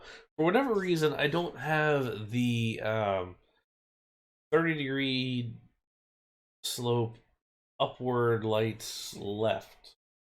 I've got 30-degree up right. I just don't have 30-degree up left, which is very weird. It hasn't been an issue thus far. We've just kind of traded which side we put it on, but it just seems a little odd that we don't have that. A little strange, just in general. Anyway, so yeah, we did the lights. We've done some supports so far. I'm working on this like center thing here, um, but I know at some point I'm gonna need to have half diagonals on a slope, which is gonna be a really weird condition, I think. I need to figure out what I need, I guess. Really, I'd like to be able to have, you know, this thing plus half diagonals through each of these locations at a, I guess, 30-degree slope. It's gonna be a little odd, perhaps, but something to consider. No, I looked it up on in the object listing. It's just not even there. So the lights are mixed. So there are in the ornaments and poles tab, there are 5 lights, but the rest of them are here.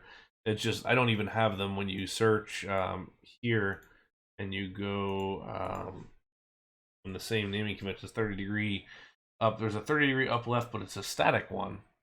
Um, so it says static, which is weird because we found those were selected earlier. There's two static ones, but there's 30-degree upright and 30-degree down right and 30-degree down left, but there's no 30-degree up left, which is weird. So it's not in my object folder.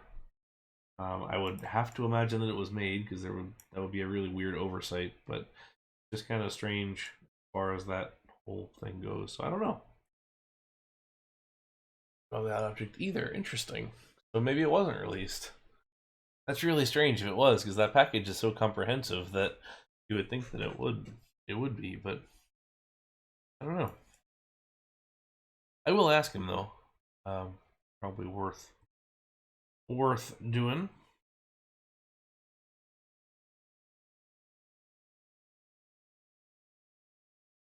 We'll probably continue the lights fully around to this drop, and then right when they hit the lift hill, that's when we'll stop it, because there really isn't any reason to continue it on some of the lower end here.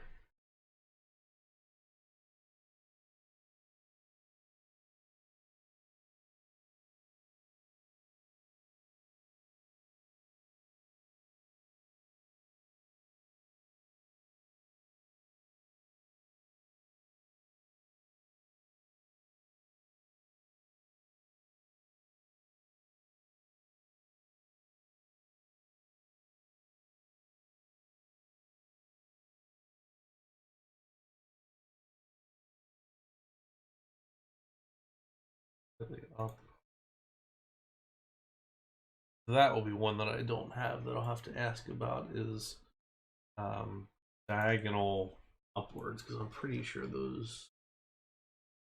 Oh no, we do. Diagonal slanted. Until sphere, but is it up or is it down? Looks like it's up. Works fine to me.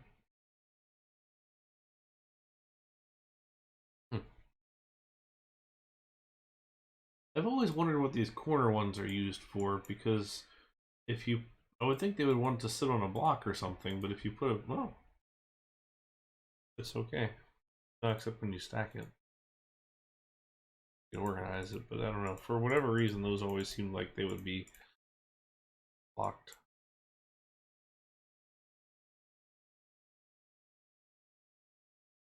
I do want to do footers for this coaster too. So Liam has a footer set that he did.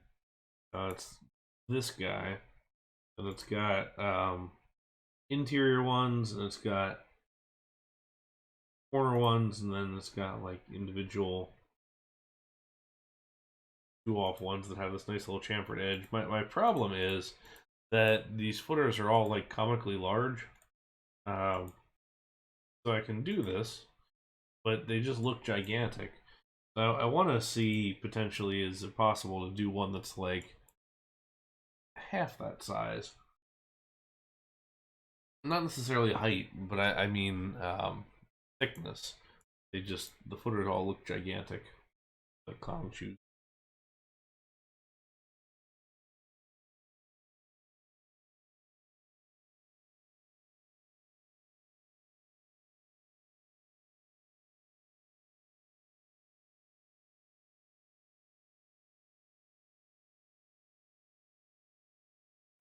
Hmm. I would guess we would continue it on the outside of this slope there. I mean, I guess why not, right? Hmm.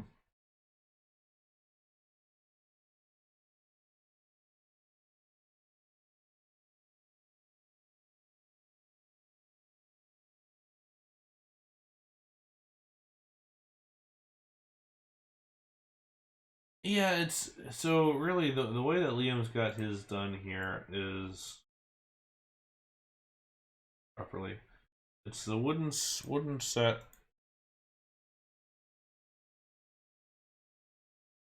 Or thank you for sending that floor. I did see it. I just didn't get a chance to respond to you. It looks great. But so if you do like one row,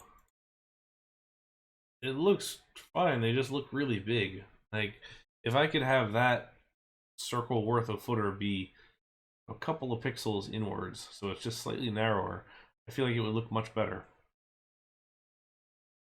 Maybe I'm wrong. I feel like, but I tested this out on the wooden coaster in um, our European, well, not European, the American Revolution Park, and it just didn't look great. So like, if I did this, then came across with these, it looks very big to me, and maybe you feel otherwise. I don't know. I'd be curious to know your thoughts on it, but it just feels tall. Not or not tall. It feels fat, like wide. I don't know.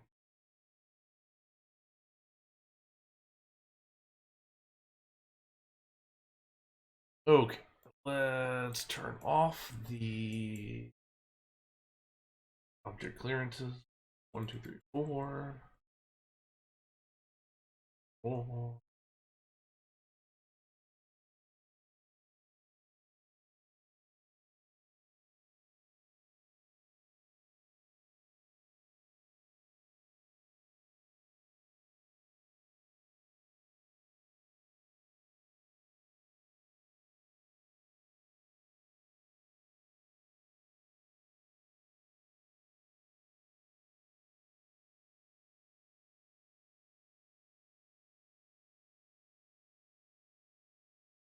Hey man, welcome. How are you?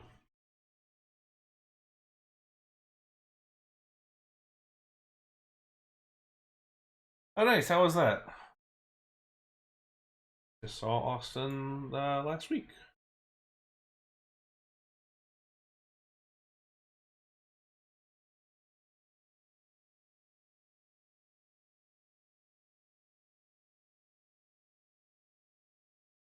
Sounds like a good time.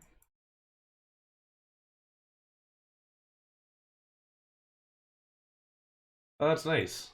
Always good when you can kind of beat the crowd, whether it's because the weather sucks or the weather is too good or whatever. Wow, that's pretty impressive. Full park in 2 hours. Was everything open, or did they have a lot of stuff closed? Keep hearing how much of the park has been closed lately, so I wasn't sure if that's still the case or if that's they've gotten that more solved. What it used to be was earlier in the season, I guess.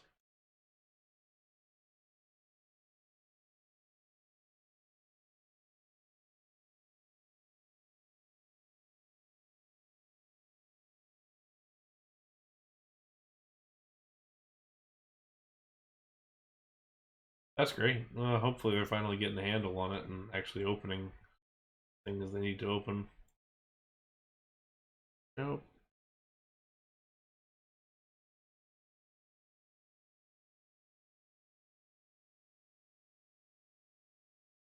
that's not correct either.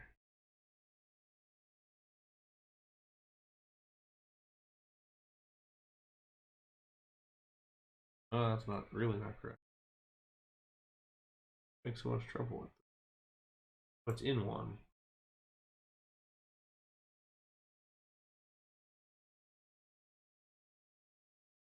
There we go. No, still,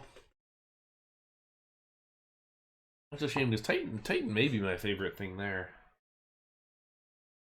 Good ride. I don't know. I'm trying to think.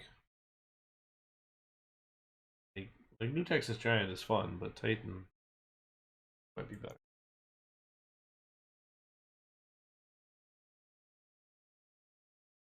No, that's fine. I typically don't ride the Rapids rides anyway when I go to parks.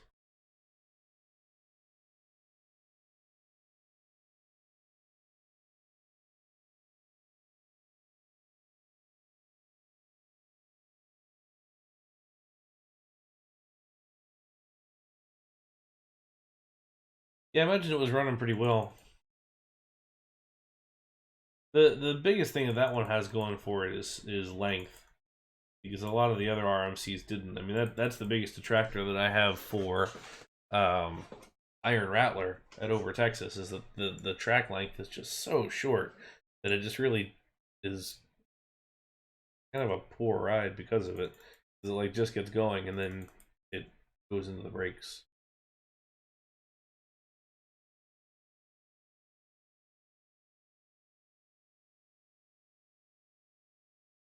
Nice. I'm actually surprised they even bothered to stop it. Usually, usually Six Flags just says, "Well, just toss it over the lift hill. It's fine."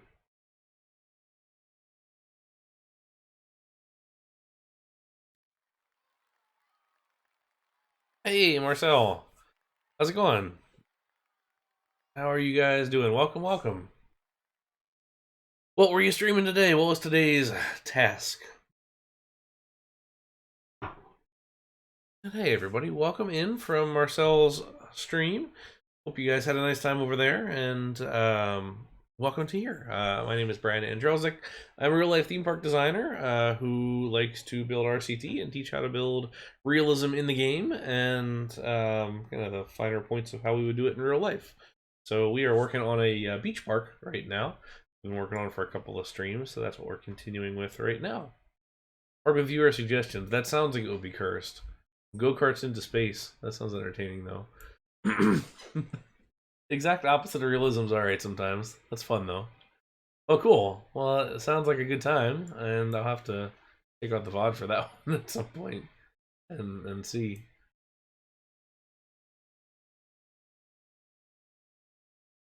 This is this is my last stream for 2 weeks, or last RCT stream for 2 weeks because I am off on vacation starting next Friday. So my first big coaster trip of the year. Excuse me.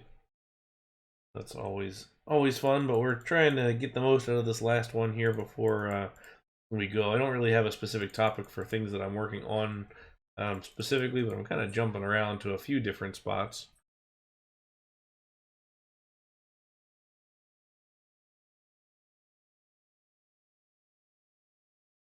So I'm going over to England. We're gonna do. I want to say it's 15 parks. Yeah, let me see. I'll get you the list.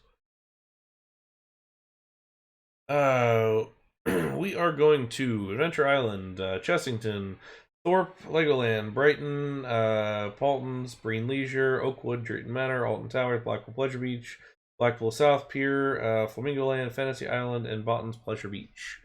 Those are the parks on the table at the moment. So, um, hopefully representative of around 70 new coasters for the list. So we'll see how that goes.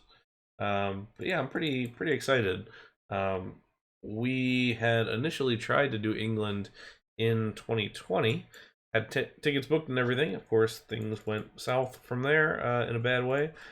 So we had to cancel those. We tried again last year. England hadn't opened up in time, so we went to Spain and France instead. And now this year we're finally gonna make it happen, hopefully. So that's where we are. But yeah, I'm pretty excited for it. It's I feel like we're there for 2 weeks and we're doing pretty well. I think to cram in a lot of stuff, which is what I typically do on my trips. But we'll see how well it goes. Certainly, there's plenty of parks that I would still have liked to do in addition, but um, certainly I'm pretty happy for that list to begin with. And there's some stuff I'm pretty excited about over there. So we'll see how it goes. If there's any changes to the top lists, but that happens starting next Friday. So I figure this is my last one here, which is actually okay because it's gonna let us get a little bit of inspiration for this park in general. So we're kind of basing this off of Santa Cruz Beach Boardwalk in California. So this is our kind of um, very similar to Giant Dipper coaster. Um, but we're also going to do like a Pier Park out here into the water with some rides out here, like a Wild Mouse and some things. So when I go to Brighton Pier and when I go to Adventure Island and Southend-on-Sea, and when we go to Blackpool, I want to get a lot of pictures and get some just general understanding of what I'm doing for that, just so I can make it a little better. Because the way the pier parks are done, or piers are built over there, is a little different than the way that we would typically do our kind of things here. So it's just learning kind of those nuances and making sure I can keep this thing a little realistic. I will, Jimmy. Did you build the trains for that one? Can't remember if that was around the same time that you were doing that, or if you can't recall.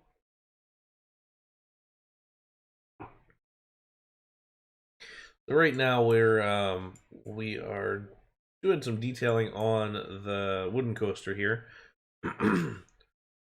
So adding some of these little chaser lights through the whole thing and trying to kind of extend up the ledger boards slightly for those lights and other things. So if we go look at Bing Maps, we you can see on the Santa Cruz coaster, there's all these different taller vents that have the lights and things on top of them. And granted, we are not building a recreation of this coaster, but we're definitely being pretty heavily inspired by it and kind of the general layout of things. So there's going to be a swing ride like this that's in pretty much the same spot.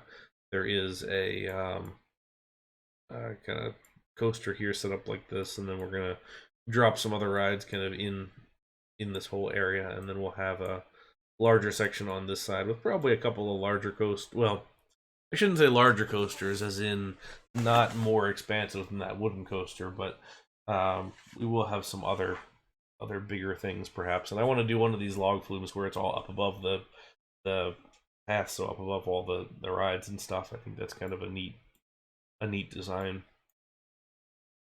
for the whole thing. So there's just something to do with that. And set up, you can actually kind of see the whole thing here is pretty long and narrow. Ours is going to get a little wider on the one side, and then we're going to have that pier obviously out into the beach itself, so that'll be something else there. But I always liked how they use their space with this one. So this Spinning Wild Mouse here, this disco, and a couple of these other rides are all up on top of the arcade. The arcade's below this whole space, which is kind of cool. Some interesting ideas there as far as that goes, and then looking at maybe doing some of these little tables and things like that. We also need to look at all of these, just seeing all these little huts and everything gives me some ideas about what we want to do for all of that. Try and figure out the best way to do those. Need to build a haunted mansion at some point because that feels like a must. Definitely a very kind of traditional aspect of all these things. And then just fencing, other things like that to get the same level of detail. I always did like the this railroad right here. So it comes across this bridge, and then goes pretty much on the pavement here, like on this access road. And then it actually stops somewhere kind of in this whole area, which I thought was pretty neat. So I kind of want to do the same thing. Maybe have, I guess, depending on where this is set, if this is indeed set in England, or somewhere in the UK, have a actual train line that's right there, and just stops right next to this. But we'll see. I haven't quite decided how that one wants to work yet. But that could be kind of a fun proximity thing to build the train line pretty much right up against this wooden coaster. Oop. Oop. There we go.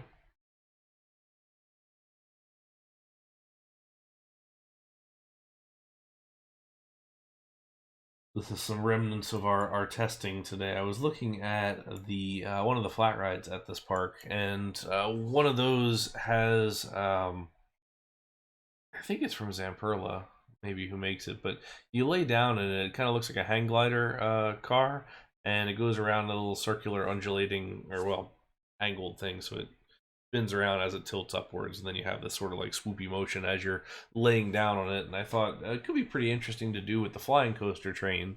Now that said, I'd probably just as soon get a custom vehicle made. I think honestly though, the bigger issue beyond the custom vehicle is going to be how to make the custom uh, structure for the ride itself, like the frame and everything. Because I think we'd be playing with some weird half diagonals and some other stuff, and just um, I don't know how that setup could be a bit of a challenge. So to be determined. I'd like to figure out some options there.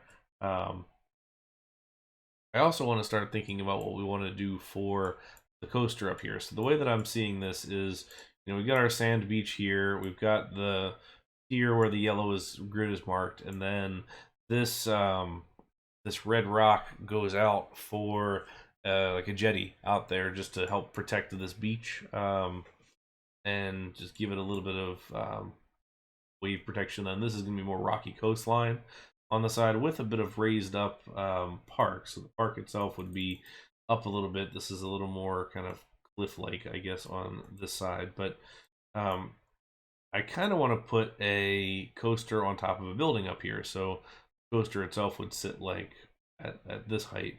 But I don't know what kind I want to do right here. So certainly taking some suggestions on that. I would like it to be something from the older style of rides, so 80s, 90s. Well, 90s I guess is still newer, but 80s, 90s probably something that's has a standard layout, perhaps. But we'll see. One of the ones I was thinking about was a Schwarzkopf Jetstar. I built one. Let me see if we can go take a look at that.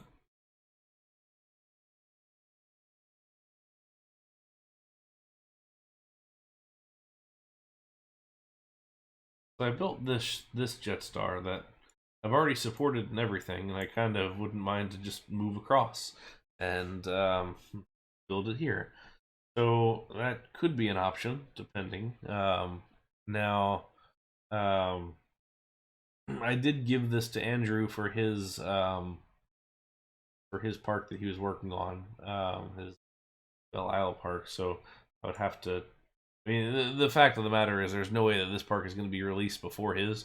So I'm probably a little less concerned about it, but I don't want to snipe him as far as that goes. I think he used the supports and everything as standard, but I was pretty happy with how these supports turned out, to be honest. So this might be the candidate for that space. I do need to sort out what the half diagonal pieces are here. I have those down. MK98 should be everything, actually. Let's see.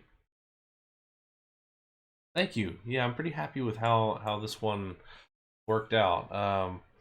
There's a little bit of clearance issue on the coaster, just on this backside, but it's kind of hidden enough that you don't really see, so it's not not the best, but it's okay. I don't mind too much.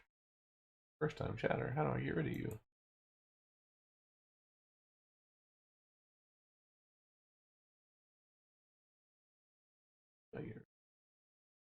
I've just been able to delete them. Huh. Oh. Why you'd want to buy viewers? That seems really sad.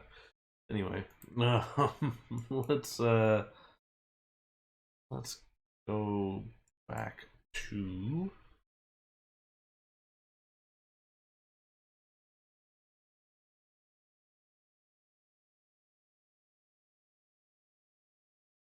manage this user restrict.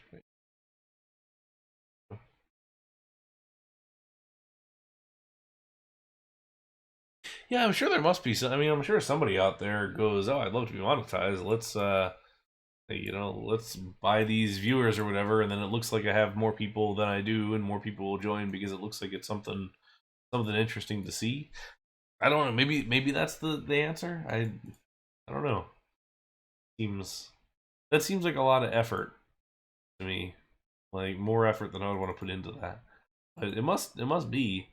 I mean, knock on wood, I really don't get a whole lot of like like spam here, which is kind of nice. Not an excuse to go spam, but um, I don't know. It's I haven't really needed like a moderator, but my channel's not big enough for that yet, so it's easy enough to like self-moderate at this point. All right, so we need some half diagonal trim here, half shallow. Sometimes, Mav. Sometimes. Exactly. Yeah. Sub for sub just doesn't make sense. Like you should sub to what you're interested in. Trim and trim.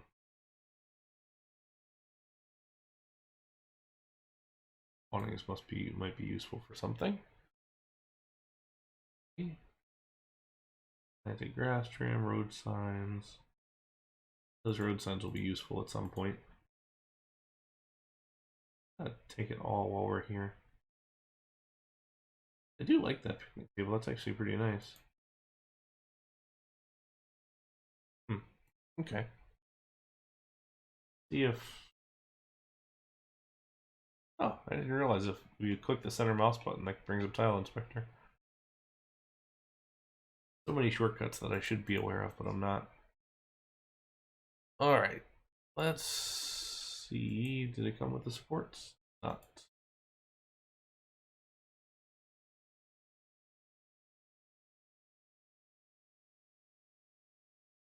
Nope. I'm missing something. Let me take one more look at that and see what I'm.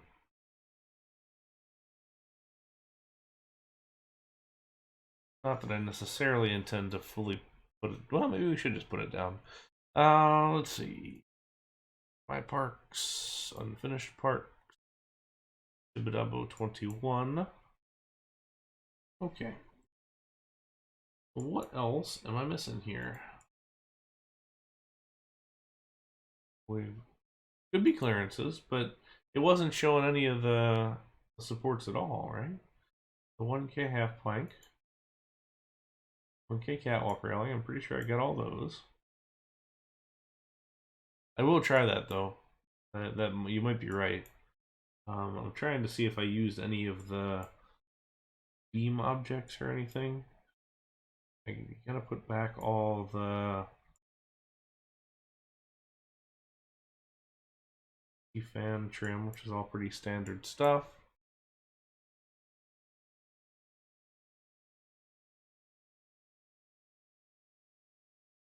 Yeah, it may be the case. Let's do that.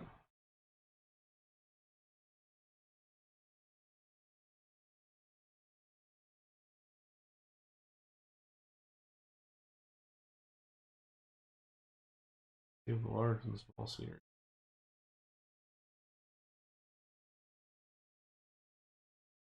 Bounce it on this.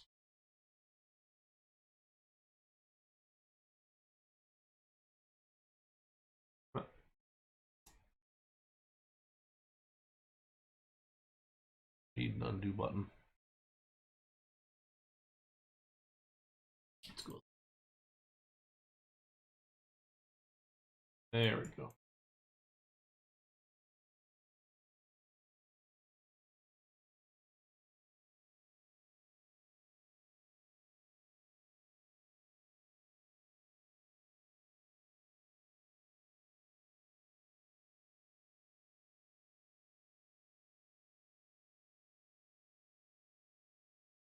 It's a shame we never got a chance to finish this park, but maybe all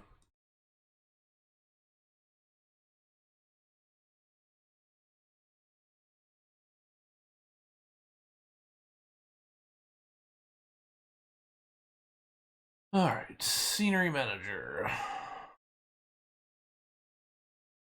Select pattern, we don't entrance, we drag it on surface, footpath, wall.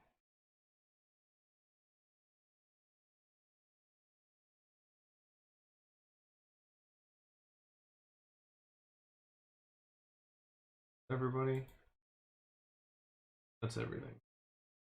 Save. New file. Get star 2.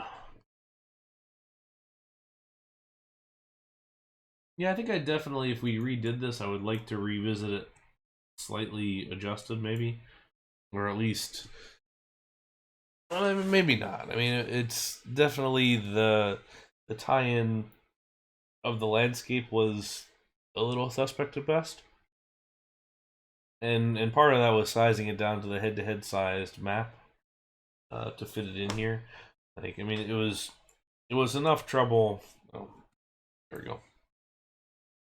It was enough trouble getting this coaster to fit in here, much less trying to work through that log flume. Although I was pretty happy with how it was all running together. Like it felt similar. If anybody's ever been to Tibidabo in Spain and Barcelona, that's what this is based off of. Um, but I thought it was a pretty decent look there. I needed to get an architecture down, and I just didn't have that, and that was where I probably needed the help once we kind of got going through that. This whole plaza thing and excuse me, the funicular up into the station here, and then the big cathedral on top and all that. But I don't know. All right. Anyway, let's try this again. Pier Park 4. All right. Let's see. One though, it's disable clearance checks.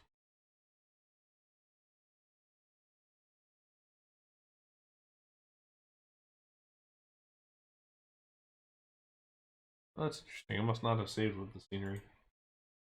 Anyway, if we do that, so let's say I guess let's say this is our standard height here. We probably want to go 4 high.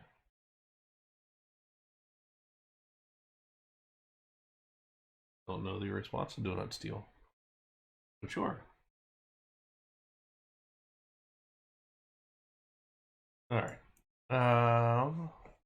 We went 4 high. That's pretty tall. Feels like maybe we do 2 instead. Then kind of sink down a center area. 2.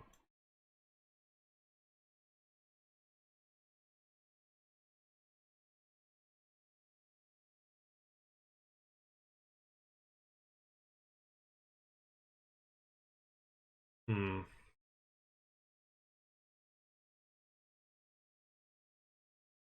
It is. It's the cathedral's gigantic. The little basilica on top there is gigantic, and the views are incredible. I mean, it's just looking down at the whole space. Actually, here I'll stop just because it is pretty darn cool. Um, 1 second. Did I move?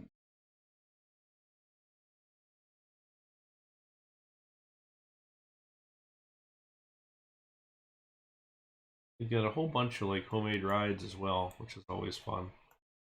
Um,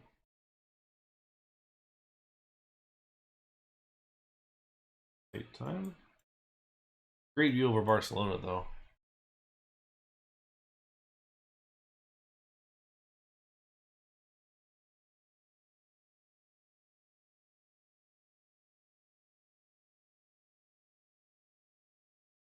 But yeah, so it's this multi-tiered park that looks out over Barcelona, way up on the mountainside, and then up above it there's this just fantastic basilica. But you can take an elevator up to the top of all these and go see from the top section here of the church. This is really cool just to be able to look out across all of that. There's our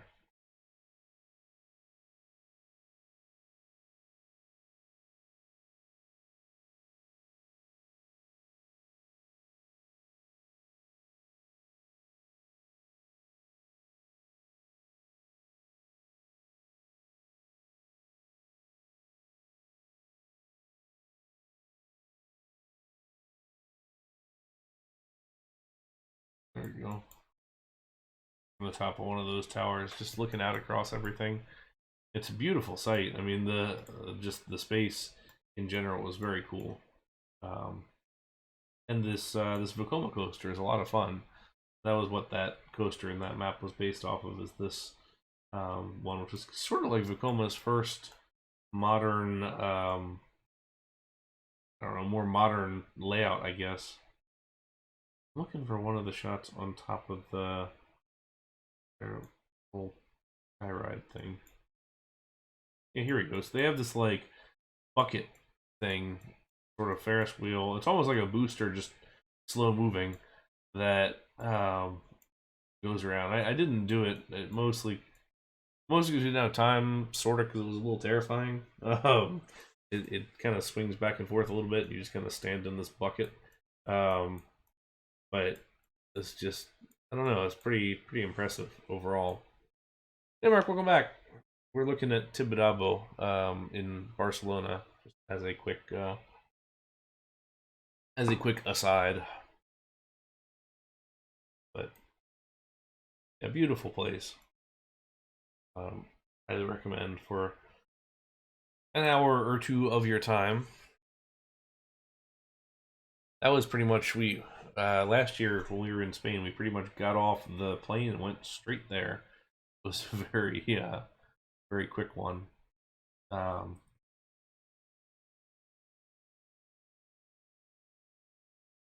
Decide what the best course of action is for the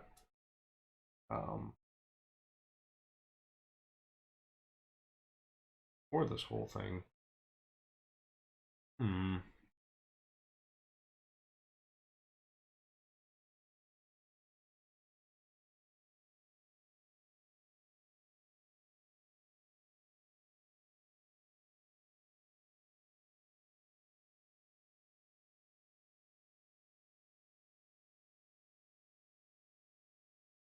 Like there? Because what we'll have as we look through this is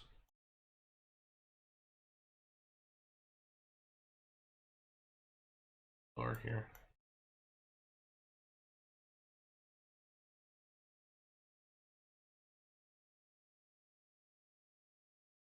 Full space wants to be like two higher. And now there might be some kind of lower sections there in the middle, kind of like Santa Cruz does. And out here will be more of a seawall. It might be two, might be three, could be more. We'll have a bunch of rides and stuff kind of on the edge here. Then this, I kind of want to sit up on a building.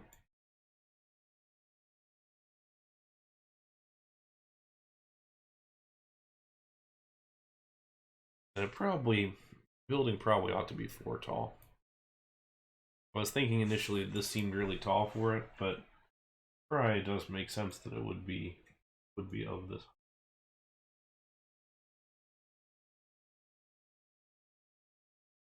Really few building. Hard to get a sense of how big some of these things are until you actually like do the structure. But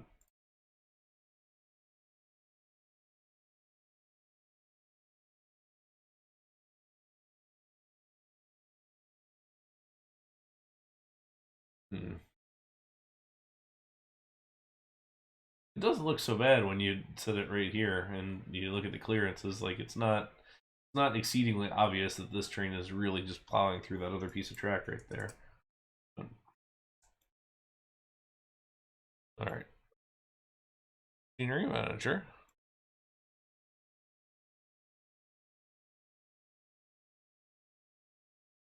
Small scenery, 1K Q rail.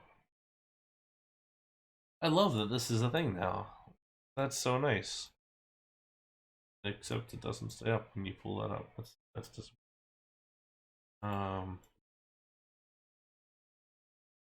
1K.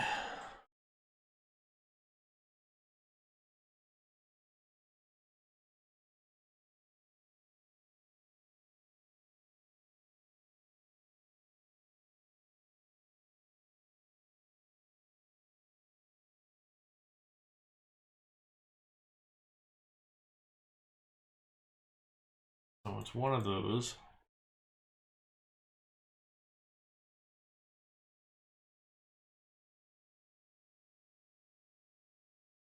No, it wasn't. Okay. I'm just going to write them down while I'm here.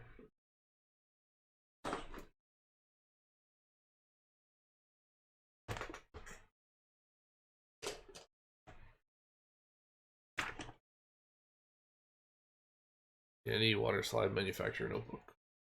Okay. 1K rail 5 and Dong SCQDR. I have no idea what that is. We'll find out.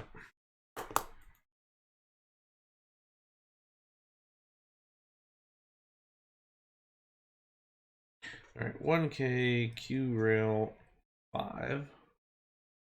1K catwalk railing, got it.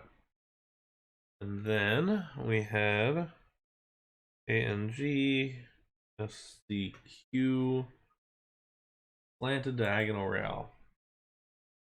That's the one we were looking for earlier when we were wondering if there was a steep one of those or not. That would be useful. Good. That's just perfect.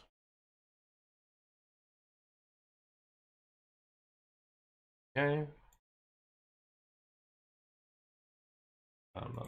Selection. Manager load. Oops, that didn't mean to click. Okay. It works. Try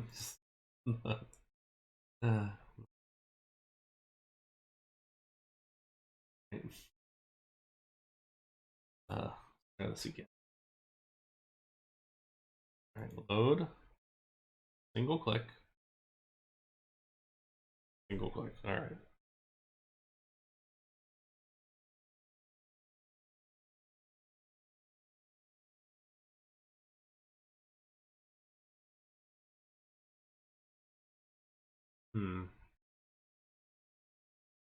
Completely off.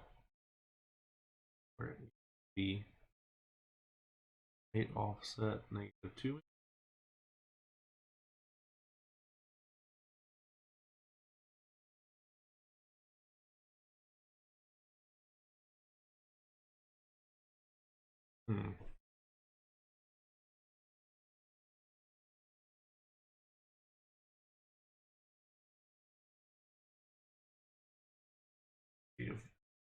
Freezing all this fixes things.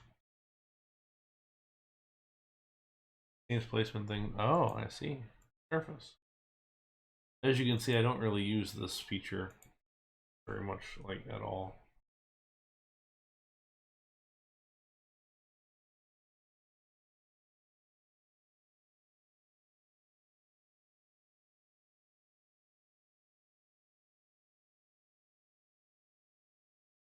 Okay. Pretty good, actually.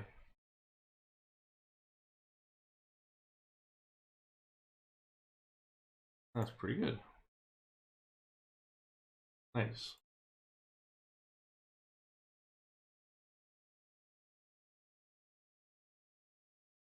So I think the question is still going to be, does it make sense for it to go up on the ceiling or on the roof of that building? I think it's a cool feature. I don't know if it makes the most sense, but I don't know. It seems cool.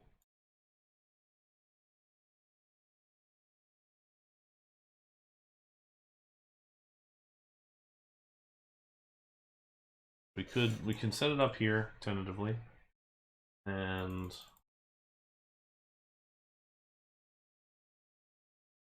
we'll probably have to build a little bit of like a walkway up here or something. And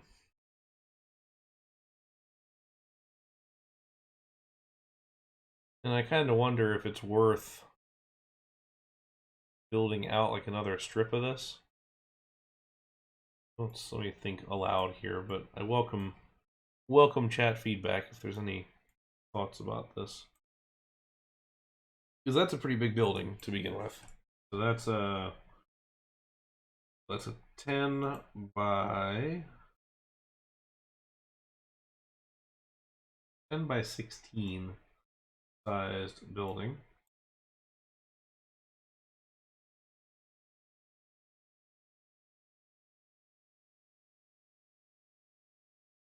So that would be a whole building. It would be 3 high, not 5 high. So, or 4 high, I guess, inside. So it would be some kind of covering in there. So that's not bad.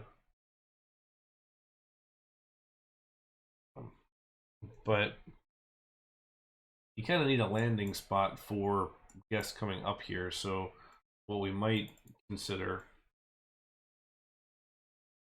is like a pass-through area here, and then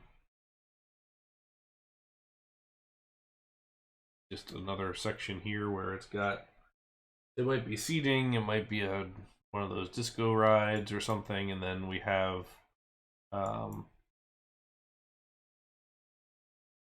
access to it from up above, and then there's a bridge. Multi-story car park, kind of, sort of similar deal.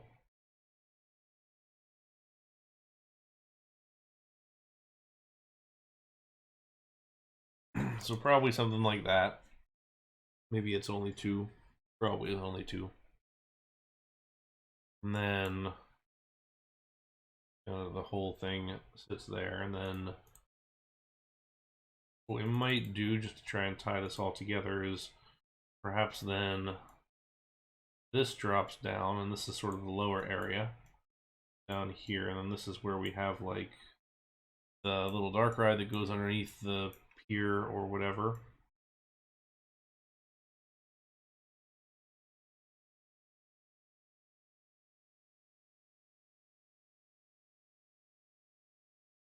Then this front side can have its nice collection of rides, and maybe this is where the kids area is, perhaps.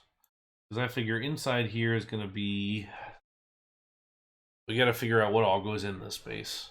And I would think it might be, we might do some kind of tracked ride.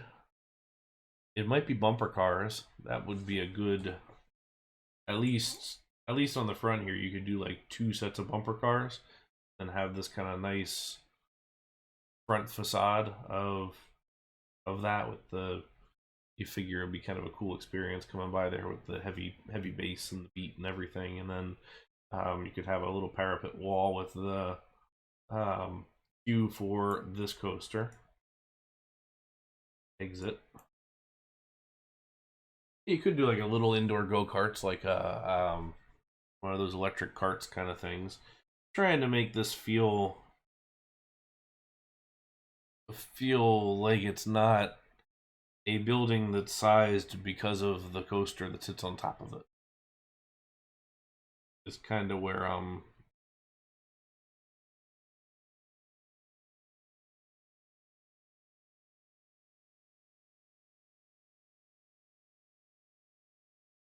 so there's an argument to be said then for making this not exactly this size, but I don't know, serendipitous a little bit. Out of curiosity, we're at 220 there, we're at 215 there, so this is slightly taller than the wooden coaster, which I don't, it's far enough away that it doesn't really bother me. It's not going to be super obvious, but we are going to have to figure out then, we probably have space for one more large coaster. When I say large, I mean really like medium. So that would be in the back where that our little test flying thing is there. I don't know what that would be though, but be something.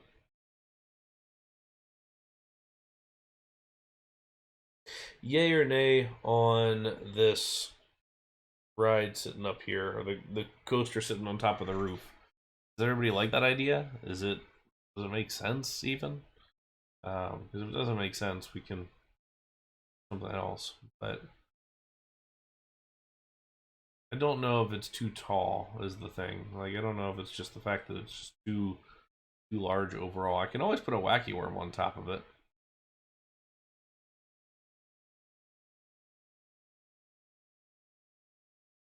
So that could work. Um, okay, so far mostly no's, it seems, as far as this spot. I think I still want to use this coaster. It just may not be, this may not be the spot for it. So is it that it doesn't feel realistic, or that it feels like it's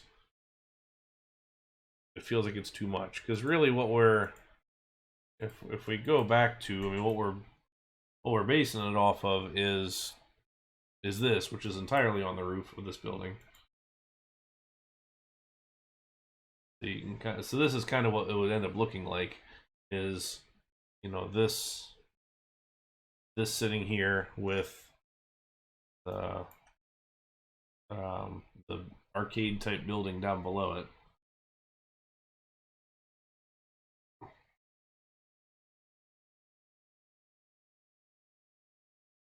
So no, and that's here. Get into some street view here.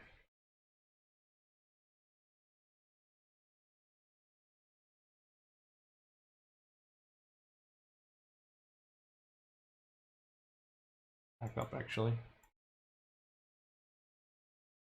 Okay, so this is old footage then. This is the old coaster that used to be up there. 2011 is what it says for the footage here, but so you can kind of see what's going on underneath of it. It's true. So that is one of the that is one of the thoughts that I was having about this when we were talking about it, because the well, and the thing is not that we're not necessarily going for the same approach as far as that goes, and I guess part of that is yeah, concrete slab on pillars. We'll say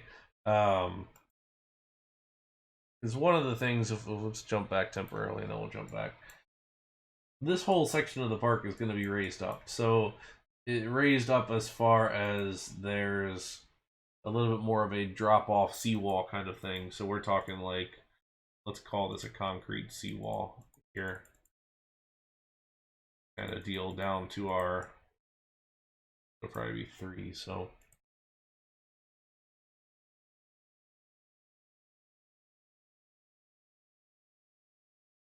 more of this.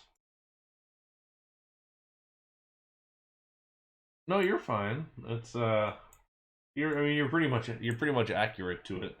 Um, so you know, this kind of general feel just as a concrete retaining wall, which will certainly detail up a little bit better if we do that. So that would carry around and then out to the whole thing. I do get the point though, that from a scaling standpoint, it does feel a little weird. Like the building itself would only be from this level here, so the building itself would be 4 tall, not 8 tall, or however this shows. So like,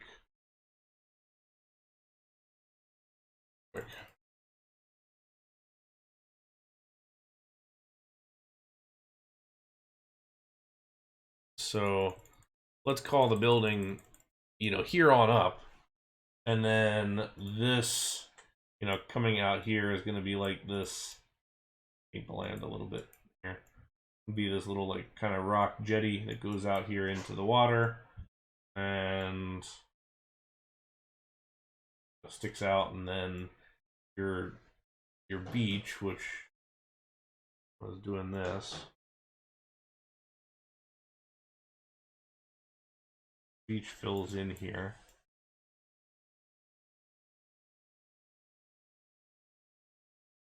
Beach fills in, got nice long wide beach, typical kind of American style beach.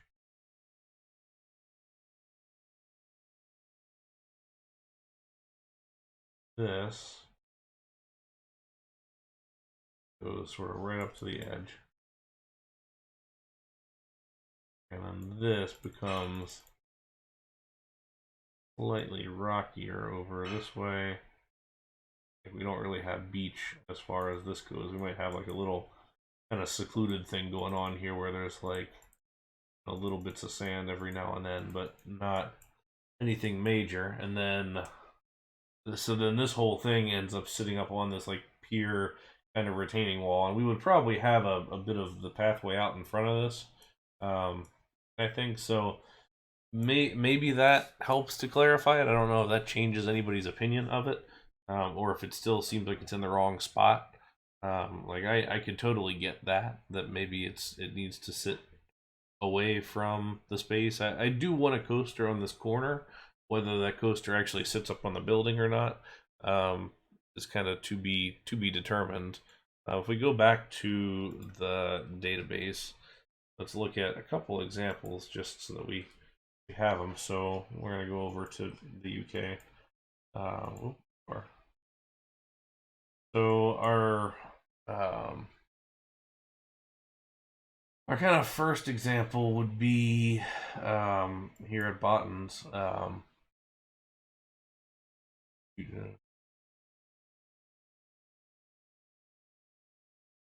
Make the structure go out 3 to 5 tiles.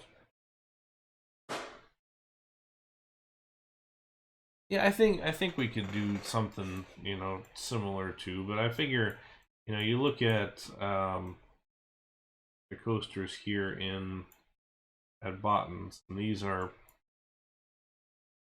pretty much all on. So you see that you have the Wild Mouse on top. We've got the building down below, which this is sort of kind of what the building would look like. Would be some kind of external structure here, so like post and steel. I think ours would be largely open air rather than kind of this brick infill, because we're already going to have our arcade, so we're not going to worry so much about that. But we would have more of a feel like it's more I don't know, bumper cars and other stuff of similar nature probably. So have that, and then come on.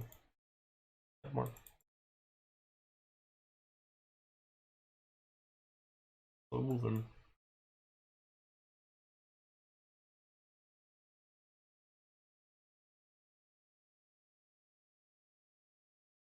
Then we also have this guy who's on top over here, which and this could be the thing is if we feel like this is too dominating, then we could absolutely do a smaller coaster. I mean, we can do a wacky worm or something on top, which I mean I don't necessarily want to go that way, but we can do that if we do think it's too big. That's one thought. Let's right back here.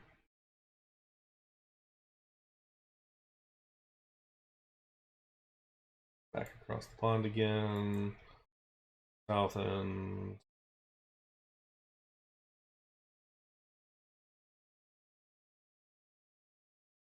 I kind of like just the reuse of stuff, as in like both of these coasters are on top of buildings that are inside the park, which this gives me an idea. Maybe you guys think of this. This is sort of what I want that section to look like. Is sort of just to slope down to the water, probably more steep than this. Like it would probably end at these bollards and go down. But maybe we do raise up that section and then have the park itself sunken a little bit. Because if we jump over to the park side, hope this shows what I want it to show. Not really. The park side kind of sits down a little bit.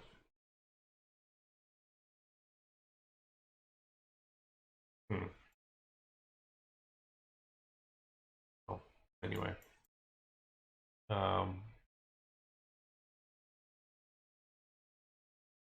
No, I'm not totally settled on the coaster type. I do want it to be sort of an older style, probably more traditional. A powered coaster wouldn't be necessarily a bad idea. Like we could probably go towards like a Blauerensian from Mach. Um, could be an option. We could go for a wacky worm. Could go for those. I think I do want to put a. I do want to put the Schwarzkopf Jetstar somewhere.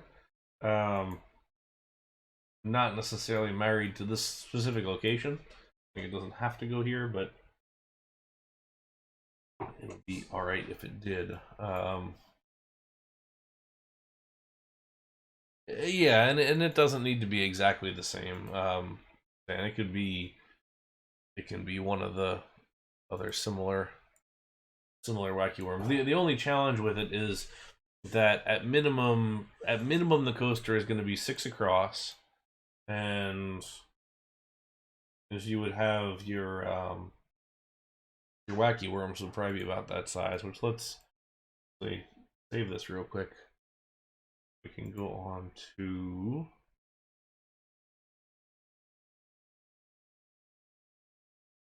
here. Coaster 6 maybe.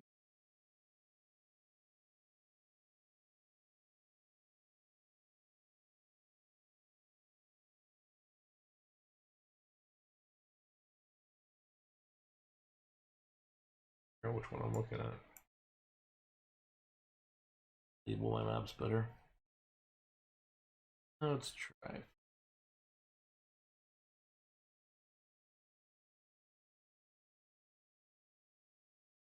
There we go. So we could do this size wacky worm. Problem is it's a little chunky. Like you kind of have to separate this out from other coasters because it's slightly similar in scale wise to the Jetstar. There, I mean it's a couple things smaller, but not enough that you can't put them side by side because it's gonna look a little funky. So there's some options. This was the not Laurentian, but it's was a similar powered thing that we rode in France. But it's just really large. So we could do a powered coaster. I don't mind the height of the Jetstar. Like that doesn't really kill me a whole lot. But I don't know. That was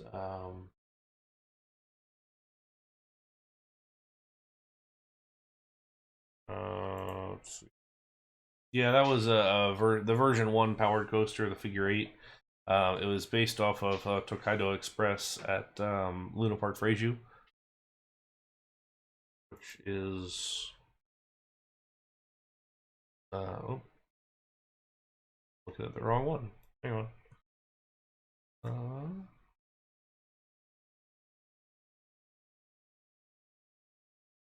There you go. This guy.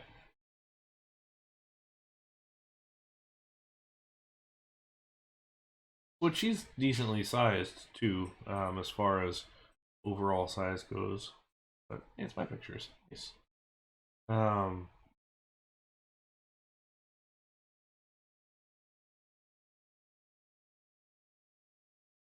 I do like the seats were kind of neat, where you kind of straddle the center column and all that.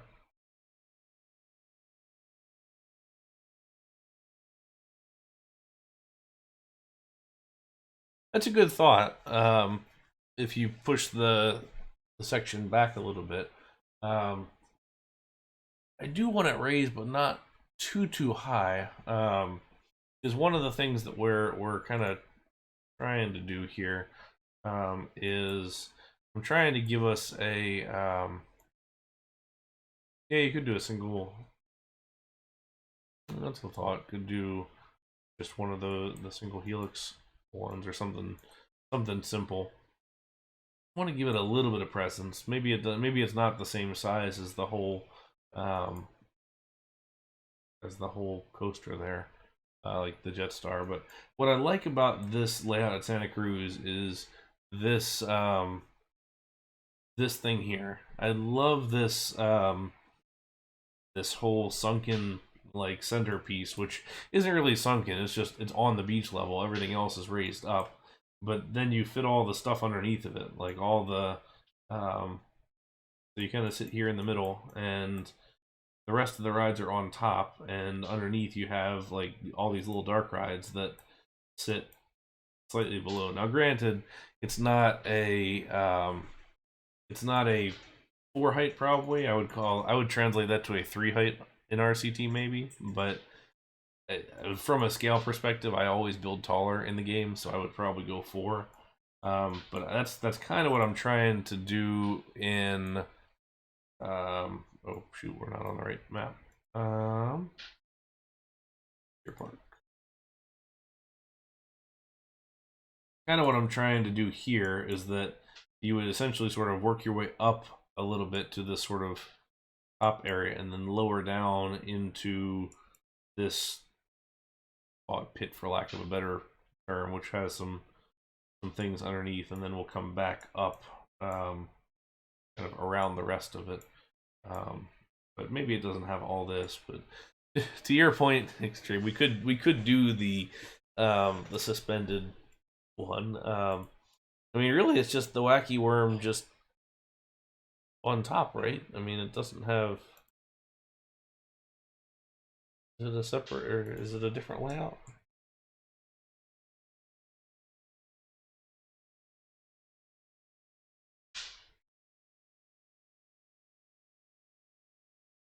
No. It doesn't even really look like it crosses itself.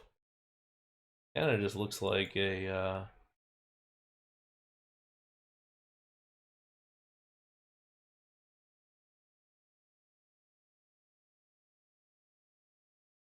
Yeah, kind of just looks like an oval.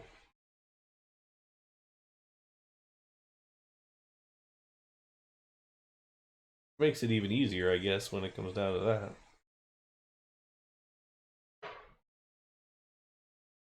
Yeah, that's the only problem. Like, I would put this in for the novelty of it, and that I haven't seen somebody do this in RCT before. But I would kind of like to. Um, I would kind of like to have something. This would be fun to do with the theming and everything, like doing that little um, thing. Hive, what it is.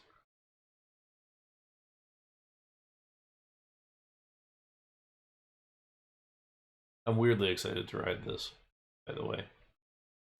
Like, weirdly excited to ride this. That's because it's so unique, and like, who would ever buy one? Clearly, Botton's Pleasure Beach did.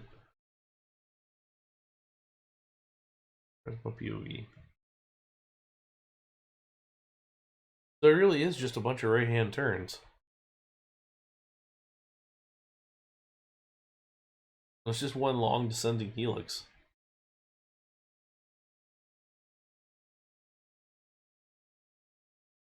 At least get to go twice? Very good. Shouldn't break it through the station, just let it whip out there. Supports are neat. Those would be fun to do. It does. It seems like it could be a really good ride.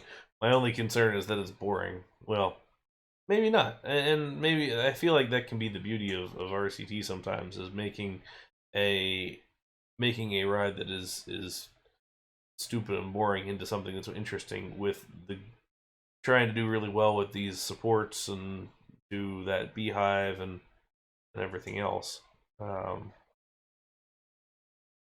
But yeah, that could be all right.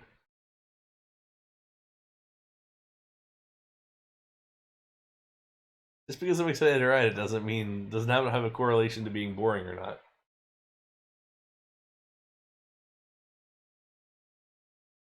I think so.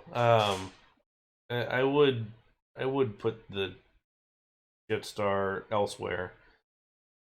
Would you are you saying you like the Jetstar in that position, or you just like a coaster in that position just in general? Because I do kind of like it in that it it feels, and actually that may be the case. That we put this on a we put this on a the pier instead. We have the pier specifically for that reason. It's got some subtle little bits to it. I guess we could accomplish that with S-bends, perhaps.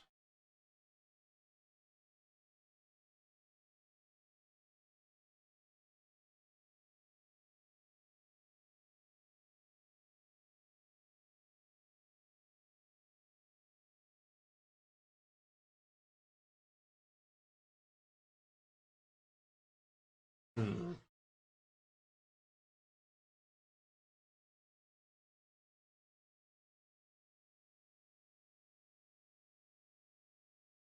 And I like those little. Or you could do a third time. I like that. Oh yeah, Slinky Dog Dash is incredibly boring, but it is a fun ride, just in general. Um,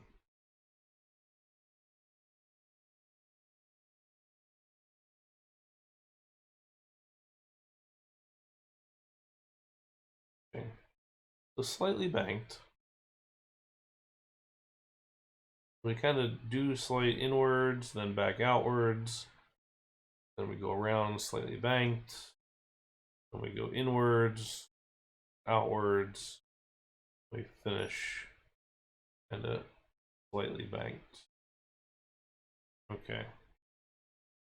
Alright, well, thanks to Cyclone Steve for that video. Well,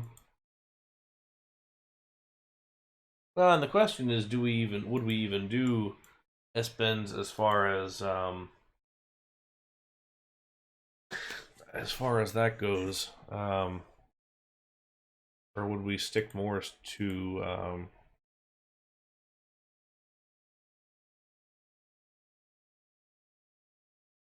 I'll probably use this track just raised up. And we'll just hack the other stuff underneath of it.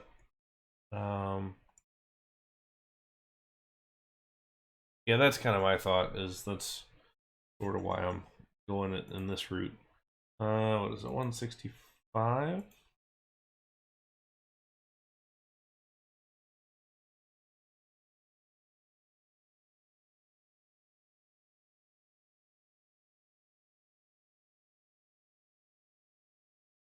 Okay.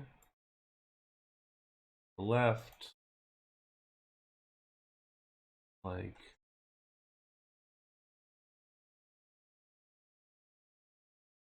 it kind of banks a little bit.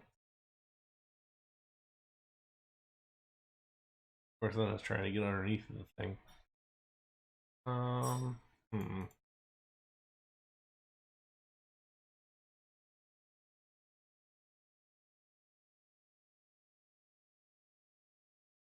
Depending on how much space I've got.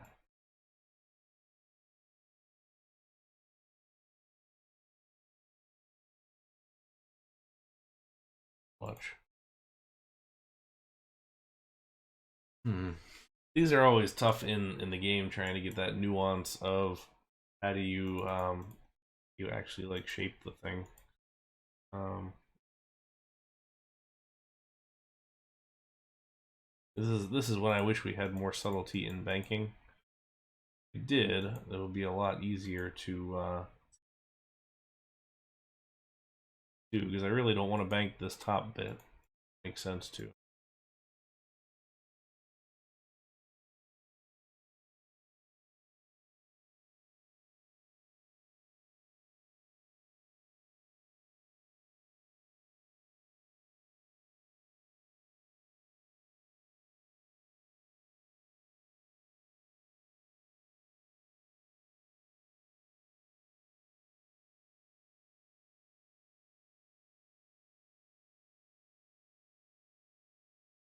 Oh yeah, it is, isn't it? Of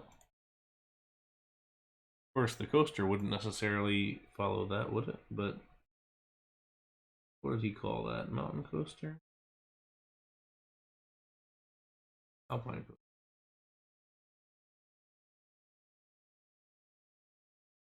Only it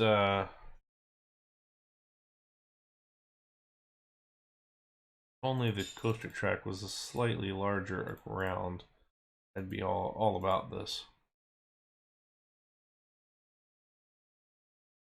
That'd be great. Yeah, get back into it. Yeah, definitely gotta. If you do, you definitely gotta post on our Discord. Yeah, I feel like I'd rather trade the higher banking for a track that looks normal.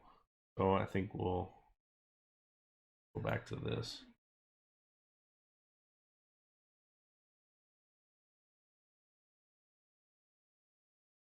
Ah, thank you there, Mark. Appreciate it. Hmm. It's so subtle the banking on this, and I'm also trying to figure out the best way to make that beehive there and not be um, right on top of the other track because I feel like we would be.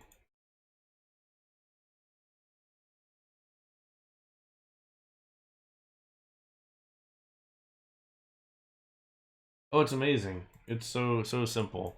The ability to actually just kind of one click hack stuff. What kind of stuff are you thinking about in general? Because it is super convenient.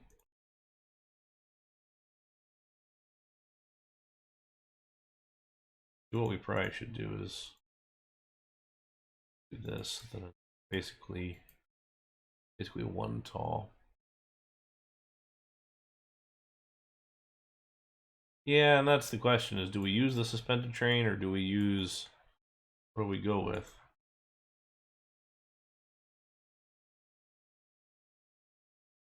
I do like the idea of banking it simply for the fact that I can get a helix piece done.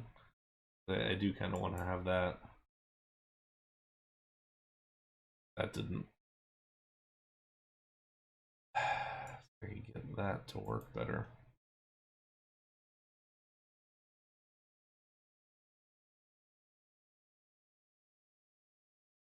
Need that quarter loop is what I need.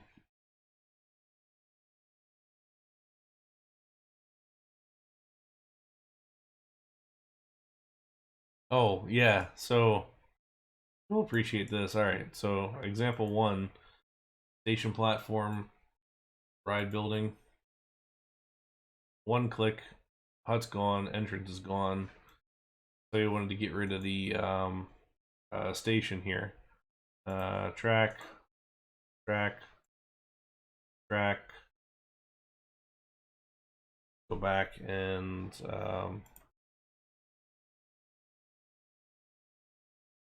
build yourself a dummy track over top of it. Done.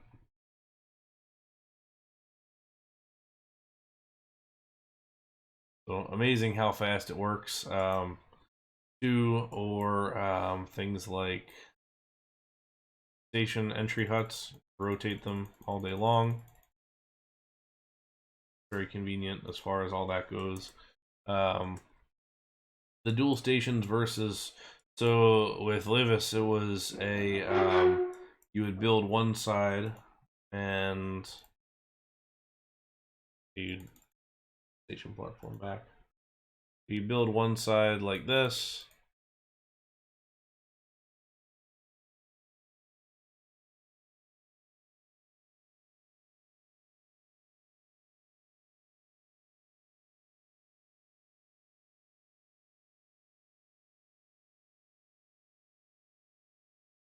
And you would build the other side at half height, and then I remember you would have to raise the whole thing just on your own slightly. Now you can actually build at the half height.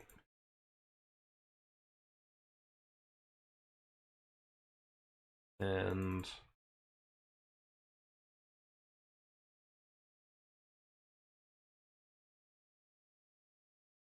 then before, I remember you couldn't select certain elements and then make them invisible. This doesn't matter anymore. You can select whatever you want. So you'd have this one. Oh, you can also do it on mover very easily. There's no limit to train length and everything, or well, super large limits the train length now. 9.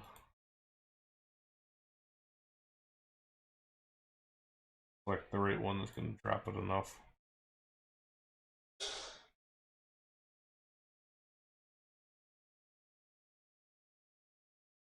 There's different ones that drop at different heights,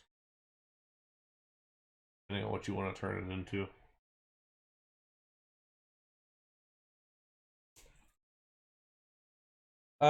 Ollie has a plugin for that. It doesn't swap. It doesn't save with the game yet. So you can't actually trade those back and forth yet. So unfortunately, that is not a functional thing yet. But we're heading towards that. It's not. It shouldn't be too long until it does go that way. Elevator doesn't want to work.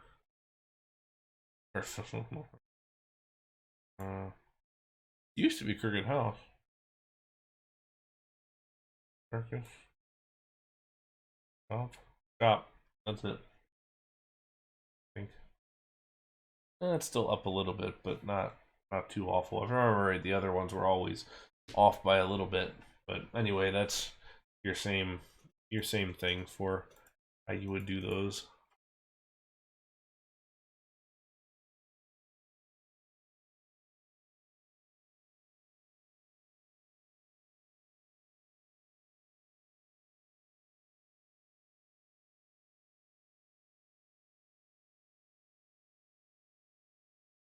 How big is this? 1, 2, 3, 4, 5, 6, 7, 8, 9, 10, 11, 12, 13, 14.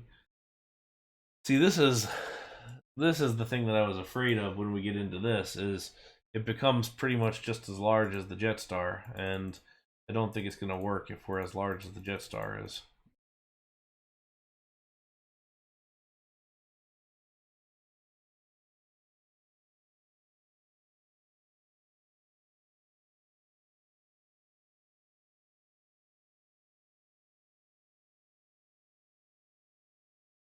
Also, we need to put this.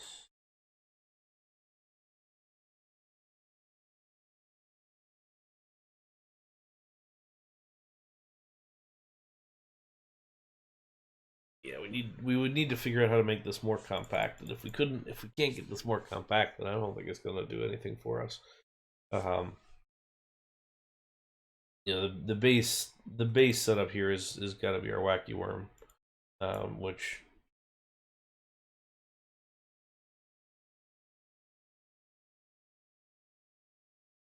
that's your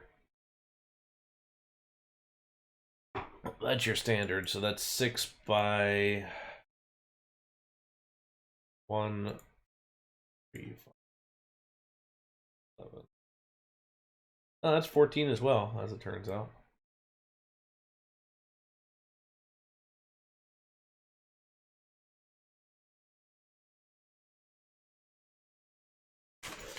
Well, and 2, that's what I was kind of saying earlier regarding the um,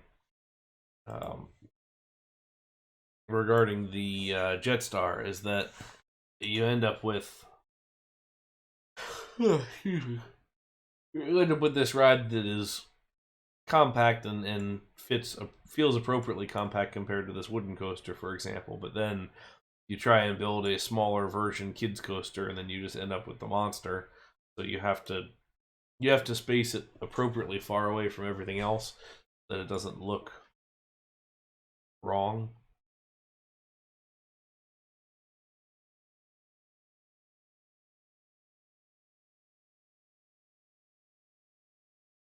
But because it's almost, the more that I'm leaning to,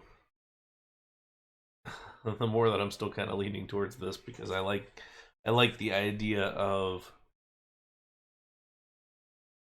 this option.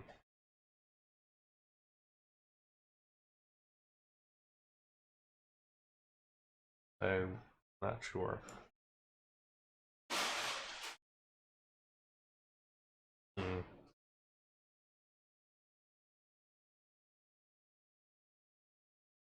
In my head, it all works great, as it always, tends to do at the start, until you try and build it, and then it just doesn't make sense. So the biggest thing is just trying to get it to make sense. And I think for me, the things right now are what goes inside. Yeah, I mean, there's no room, no reason why. Do you mean put the lift on this side? Yeah, I mean, we can spin it around. That's not a problem. What I wasn't sure is if you had the um, that would make more sense, to be honest. Um, well, maybe.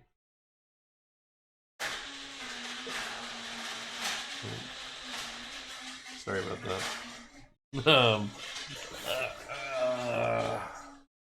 Please ignore the blender. One of these inside here, and then another one of these next to it. Is that really loud? Did that come through? Sorry if that came through really loud. We're still testing exactly how much the things come through on the microphone from the kitchen. I don't know. Oh, it made you jump? Oh, yes. Probably. Sorry. No, you're fine. Just tell me when you're gonna do it and I'll mute my microphone for a second.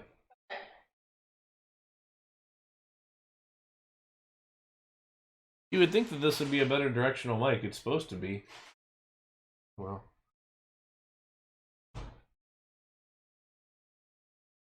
Okay.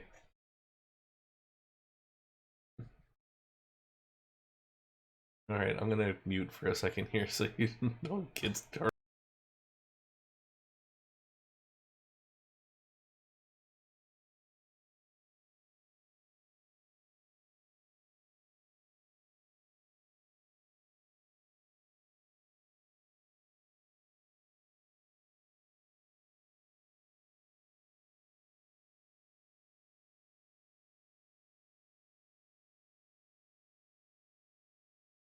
Yeah, I have that kind of microphone. Got a I got a Blue Yeti, which is directional uh to my side, and also has the shock mount and everything. But apparently, it still picks up when it's enough volume there. Oh well.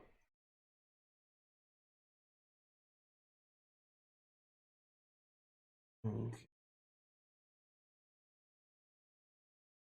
All right, thanks for stopping by. Appreciate the info and or at least the help sorting all this thing out. But we'll get there here. Have a good evening. Okay, what was I doing? Yeah, it's in the right operating mode. It's probably just turned a little more because it sits on the side of the table and is angled inward, so it probably is just picking up the edge of that. And it might be a little overly sensitive depending on kind of where it's coming from. Scenery manager, here we are. Load R2.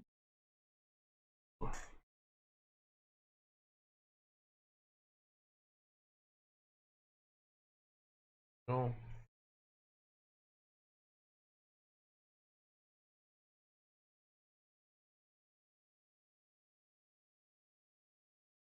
Does kind of look all right on this side too, and you do get the nice drop from the view down from the pier. Kind of nice. I think the other option for this spot would be some kind of a spinning wild mouse, perhaps. Oh, thank you. Mixed in some extra, huh? Good, thank you. Yeah, the fruits of the blender. Thanks very much. Catch us in and feel free to stop by for future streams. Next one is going to be in 3 weeks. Our trip upcoming. And mix in the rest.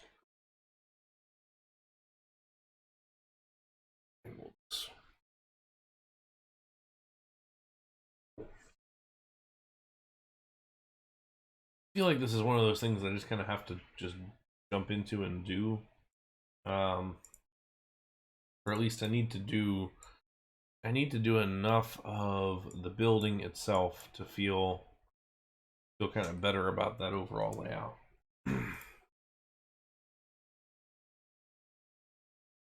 Because the more that I look at it, the more that I think it's going to feel really, really silly um, if we make the Queen Bee ride and then somehow put that up there too when it's the same size, doing less of the smaller ride, theoretically. I don't know. That feels like it's going to be a little odd, perhaps.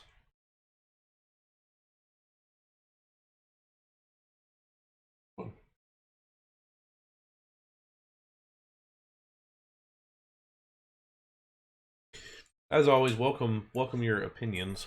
Um, got thoughts on this?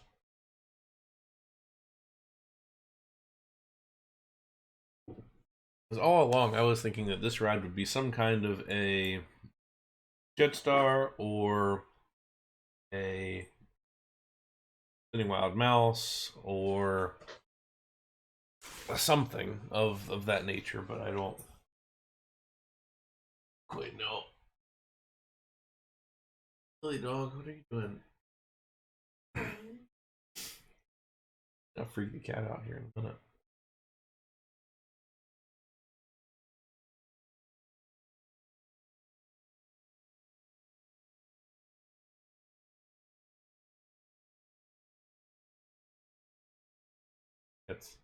That's going up. It's on her then.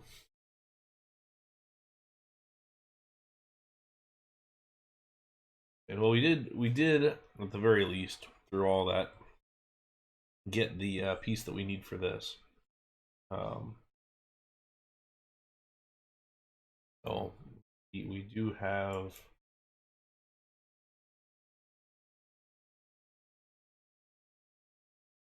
All right, let's this.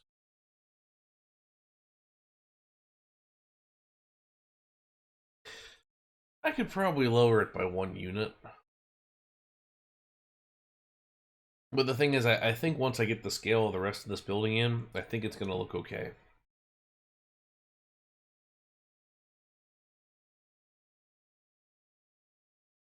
That makes sense. An L-shaped building would make sense. And to be honest, though, what I could do and what will help the scale of everything. Let's ignore this one. If we did a restaurant of sorts, 412.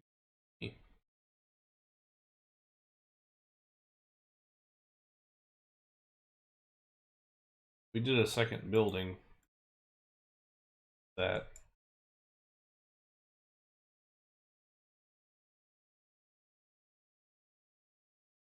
or maybe it is just this side and then it just is an open pavilion through the thing and then we just have a covered pavilion on top, which might be what we do.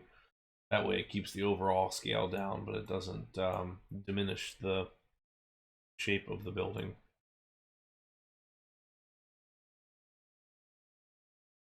So maybe it's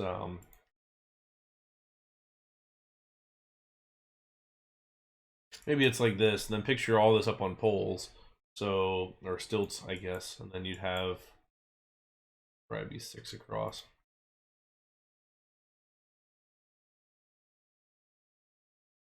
6.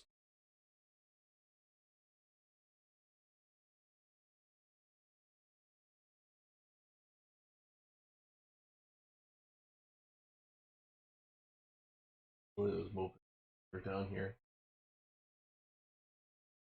I couldn't sleep with you. I don't know.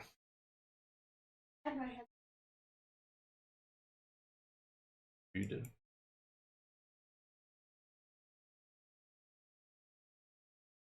And then maybe up here is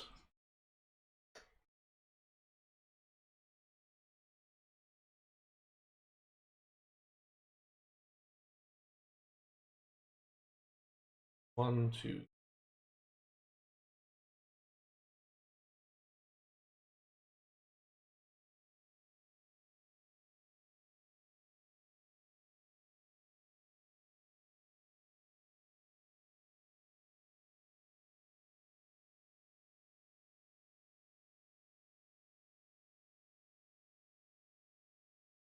So maybe it's just something like this, and like covered seating area. Maybe there's a structure or something in the middle of it, and then that's the raised seating area. There's still stuff underneath of it. I don't know what that stuff would be, but there's things.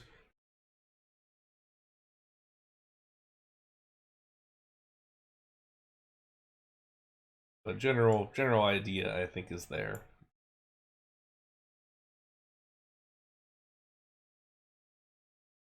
How does this feel to everyone? Does this feel more natural? And then I guess too, how do you feel about the coaster itself?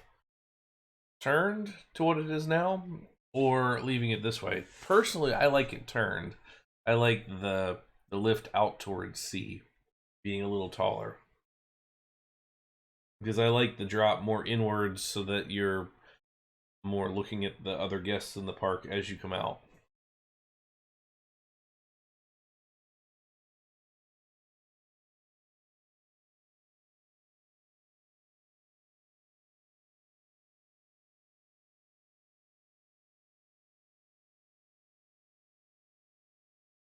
Hey, Dungia. Thank you.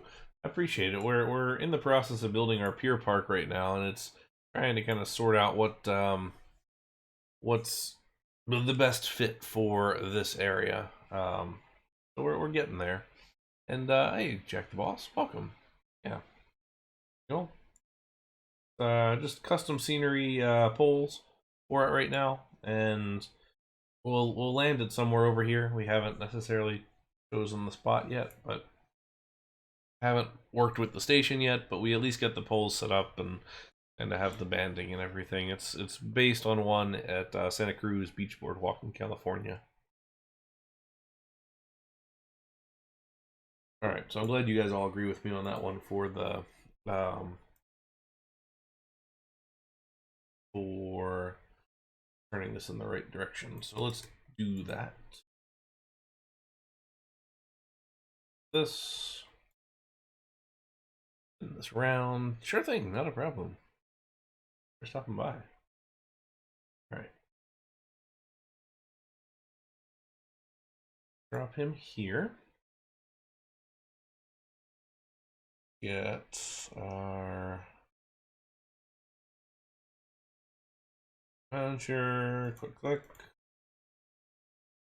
Turn.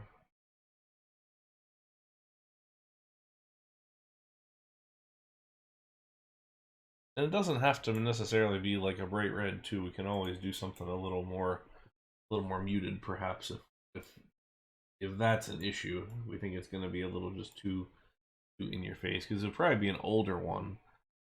So the question is, how old is it, and how weather beaten is that ride?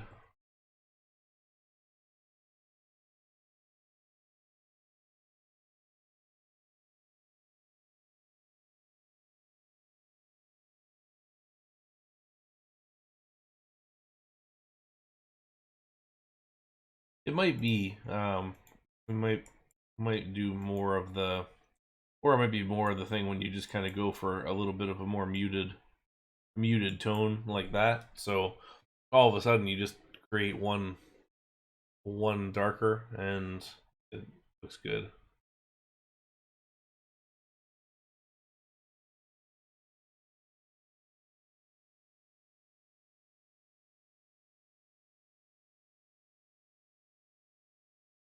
I feel like four trains is probably I feel like four trains is probably more than this park would run.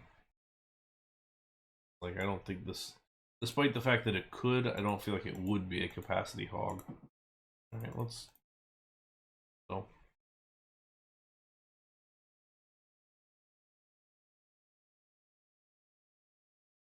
There's station one.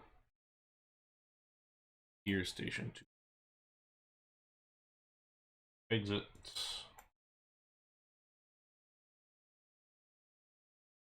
There we go. Much better.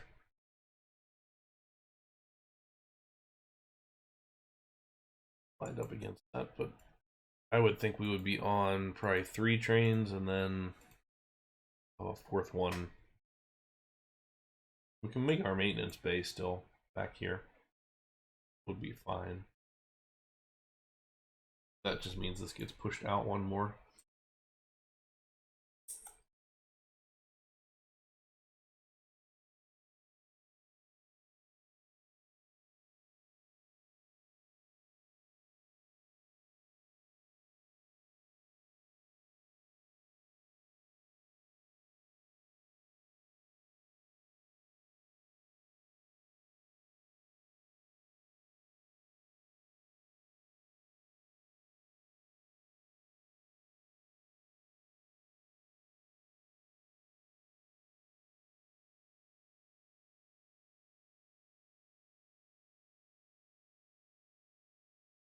That.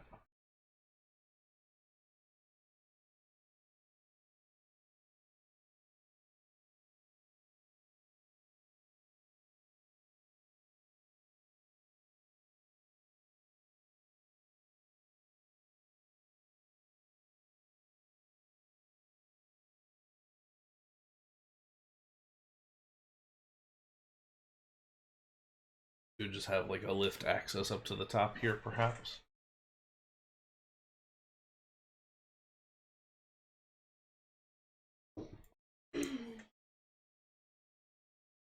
Okay. Turn this into single rail.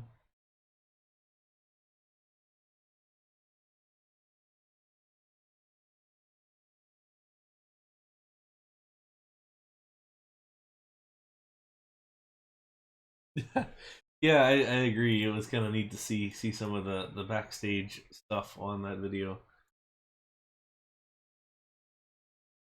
Bottom or top would be darker than bottom because that's the area that's getting weather beaten.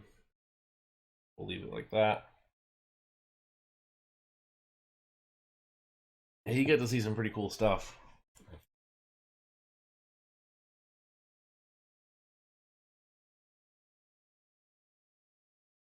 Sadly, I don't have millions of followers to be able to make that happen when I go.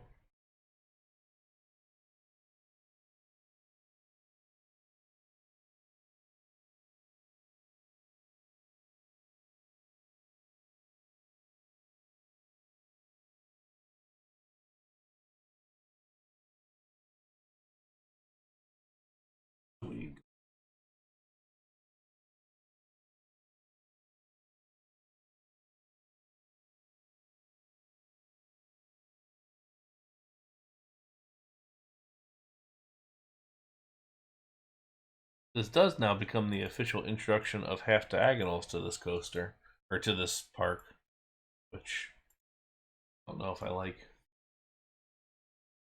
Thing.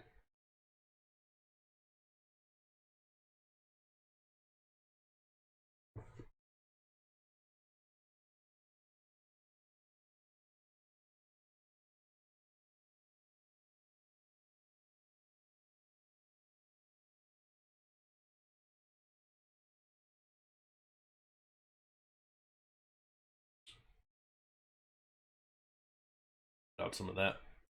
Actually, I guess a lot of that can be hidden this side, but figure we'll have a maintenance building of some kind right here to hide a lot of that, which I'm okay with.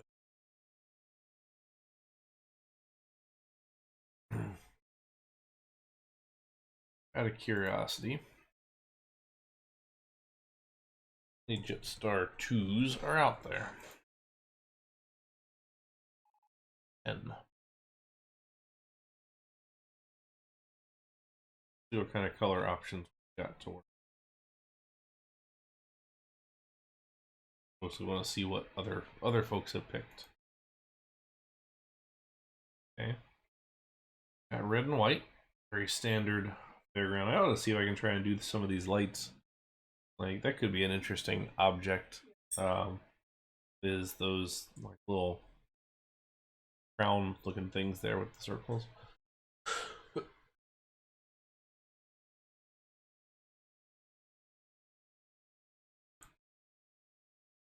I got muted in time so I didn't blow out your ears.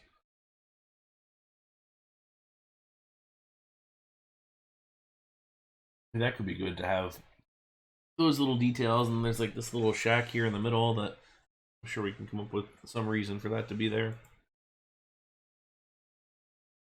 I like the flags. Okay, Lagoons is yellow and red.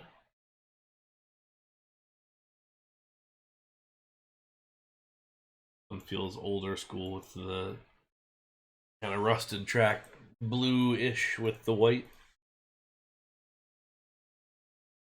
It does feel very. It does feel very original. As far as that goes. Um,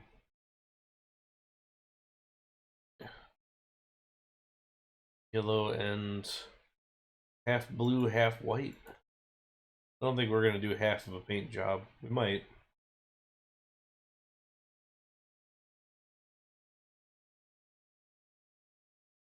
Blue and white.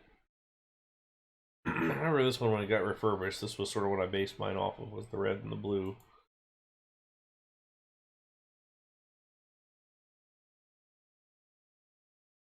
The Super Big Gulp.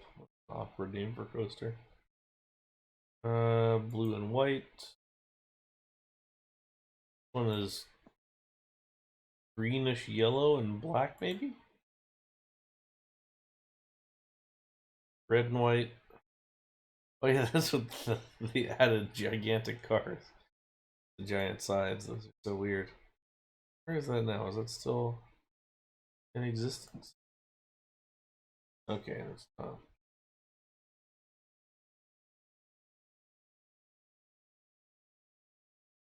Yeah, because that's the one that has the whole difference. They had to push out the front turn there, and then it now suddenly has a lift hill. Never really understood that, why you would do it. Perfectly good before, maybe. All right, then yellow and white for this one. I'm seeing a lot of white. I feel like white would probably not look good in our park, just considering that. Um, just considering that we have the wooden coaster in white next to it. Um, I don't know. Hey, thanks Every John for that follow there, and thanks Chili Cheese Dog 44 for that follow as well. I think one of you were my 500th follower, perhaps. I saw the other day I was just close to that, so thank you. Appreciate you guys following. Let's see if we did.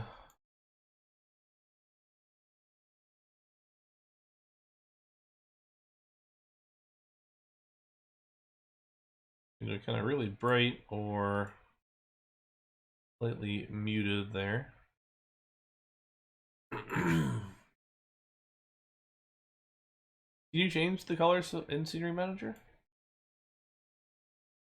I don't mind that with the can.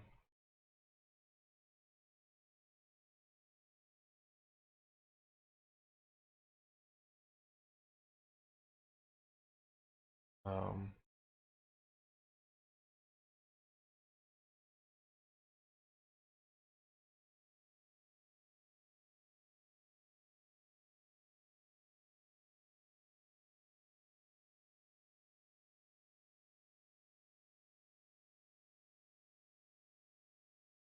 let's see here.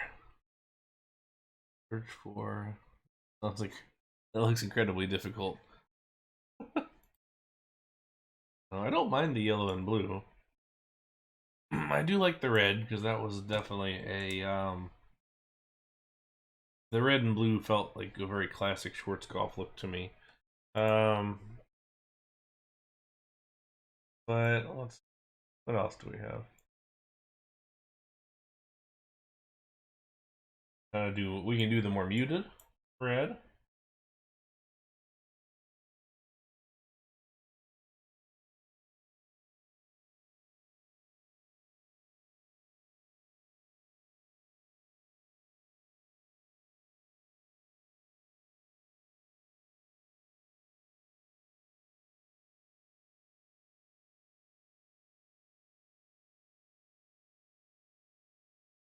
That would be the, we did the blue and the,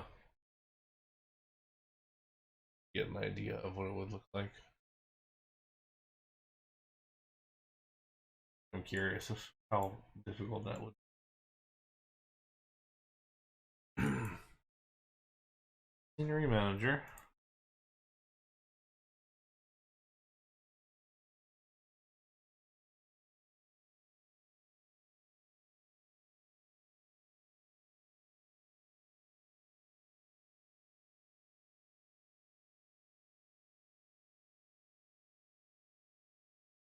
So you gotta pick an area. Selected area only, select area.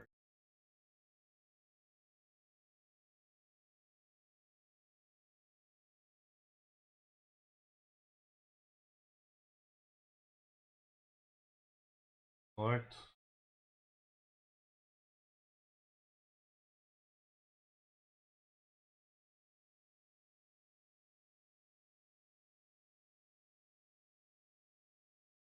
Area color.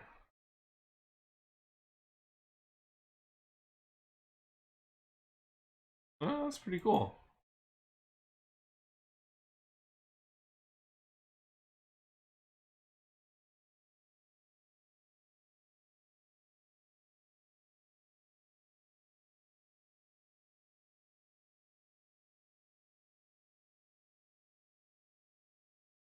It only did. It only did some of them.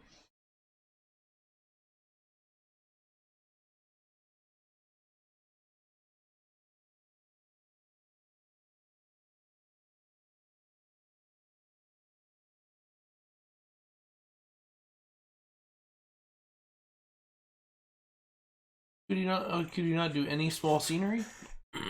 So any small scenery in the selected area. This.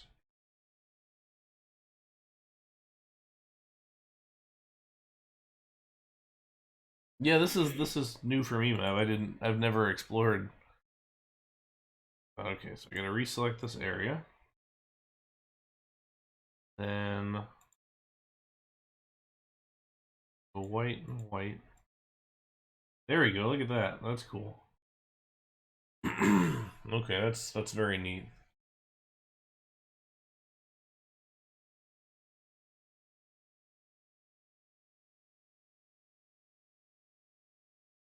I feel like the white's gonna end up blending real fast with something else, or just anything there. What's Undertow has heel supports, I think. Yeah, it does. Yellow and blue.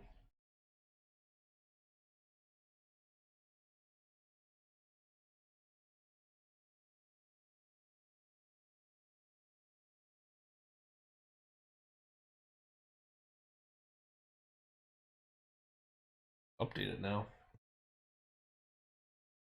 So convenient. I think I like the red track better than I like the red supports.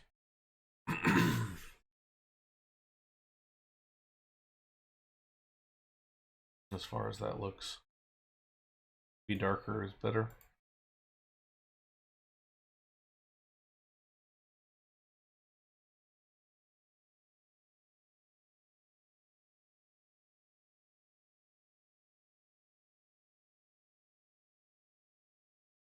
All right, have a good day, Mark. Thanks for stopping by.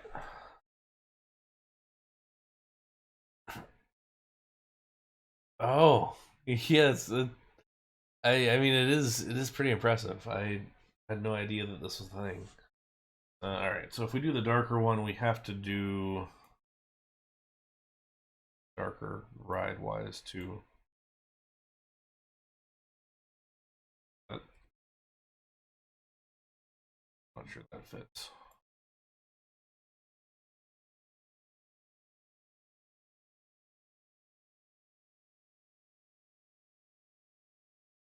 Well, like Black Widow or something.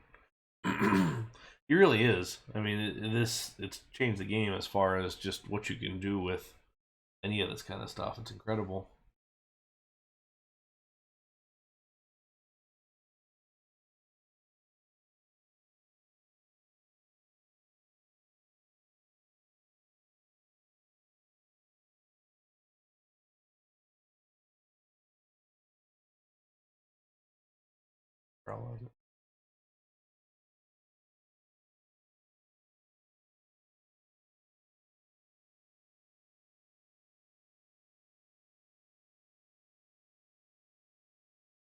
Well, I don't hate them. I'm trying to think about because I feel like colors were much less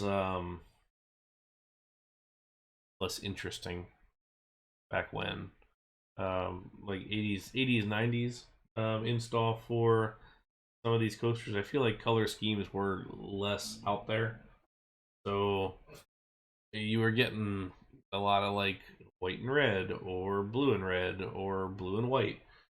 There wasn't a whole lot of variety out there, which I mean, granted, this coaster could have gotten repainted and probably should have gotten repainted at some point, but I don't know.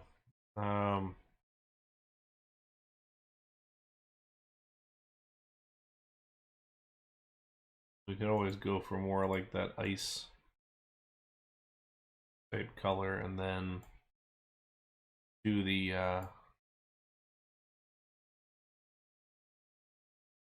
yellow. Black hole color was black hole just black on black.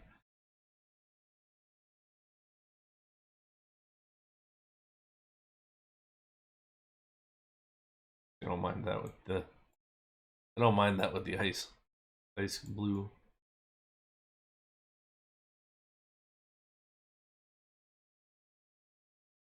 I mean, I'm not necessarily opposed to that either, but so far the one that I like the best is the blue and red, like the original looking one. And maybe it's just because I've seen it for so long that that's what I'm feeling. But we can also do lagoons colors.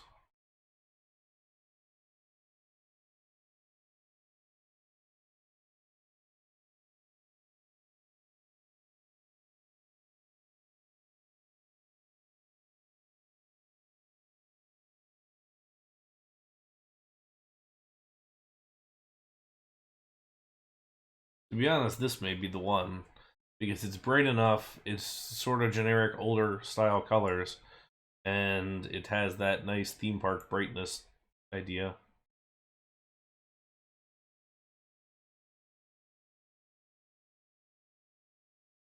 So it might be that we go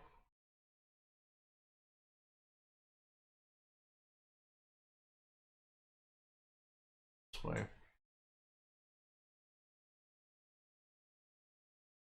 Yeah, that could work. Give me 1 second here. Um, white, white, yellow.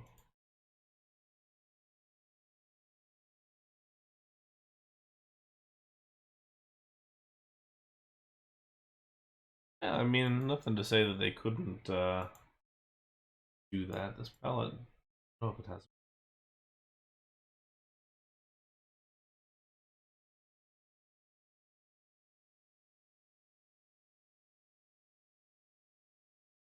Got the lighter pink.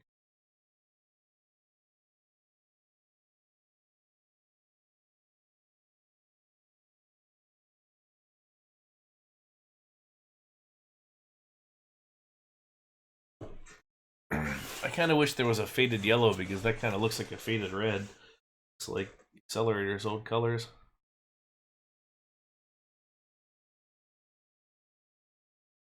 Here's Grapevine from the original scenarios.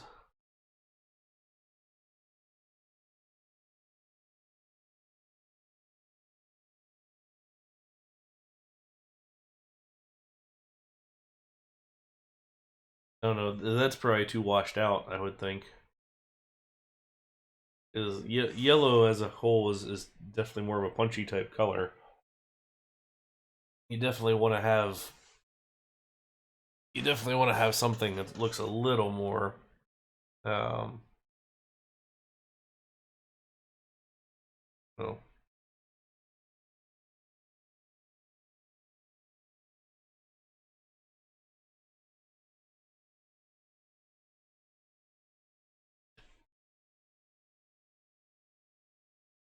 yeah.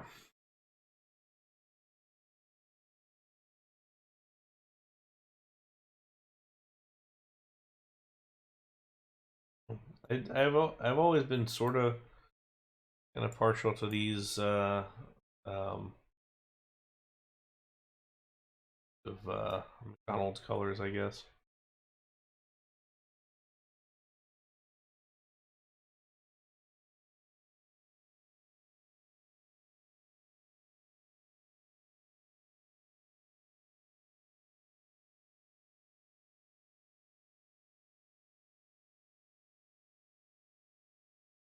Yellow, red, yellow. It might be red. Um, that's a little more crimson, which is kind of nice. A little less bright. I typically like my coaster track to be brighter than my support color, but not to say that it needs to be.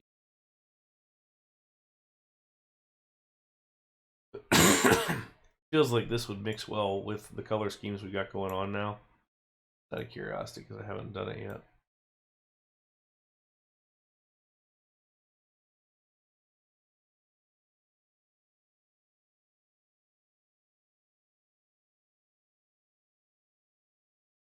I don't hate that.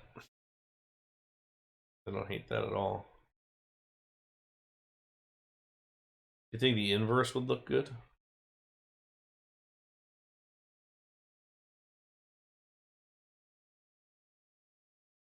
May not.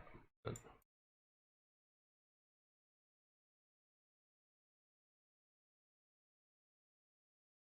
can always give it a try.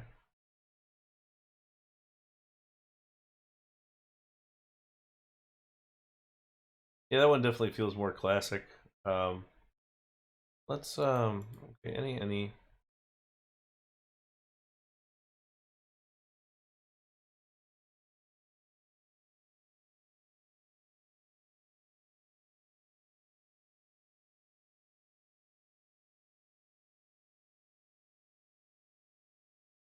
just out of curiosity.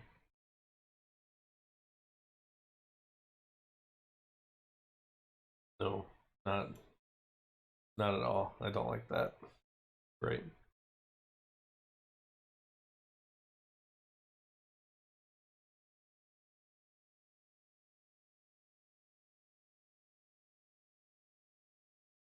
Okay, so there's the yellow with the red, which I'm okay with that too. Definitely it's brighter. A lot brighter than the red with the yellow. What's everybody's preference? Do we like yellow track red supports or red track yellow supports? Because I think it's gonna be one of those two. I need to check and see what Andrew's doing with this ride in his in his scenario because I don't want to steal whatever color he did. But I think he kept it to the default red and blue that I built it to.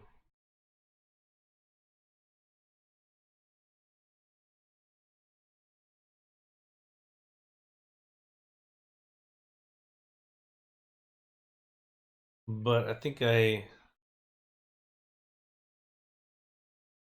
can kind of go either way. I don't mind this. I don't mind.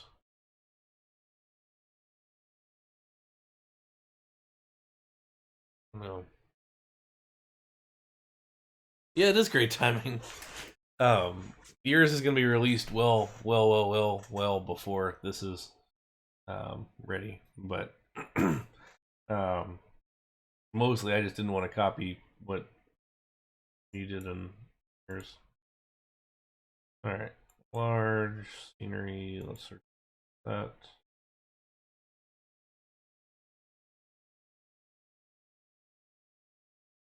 Want red and red. Go. Cool. Then we'll stick with this as yellow on top. And right on the bottom.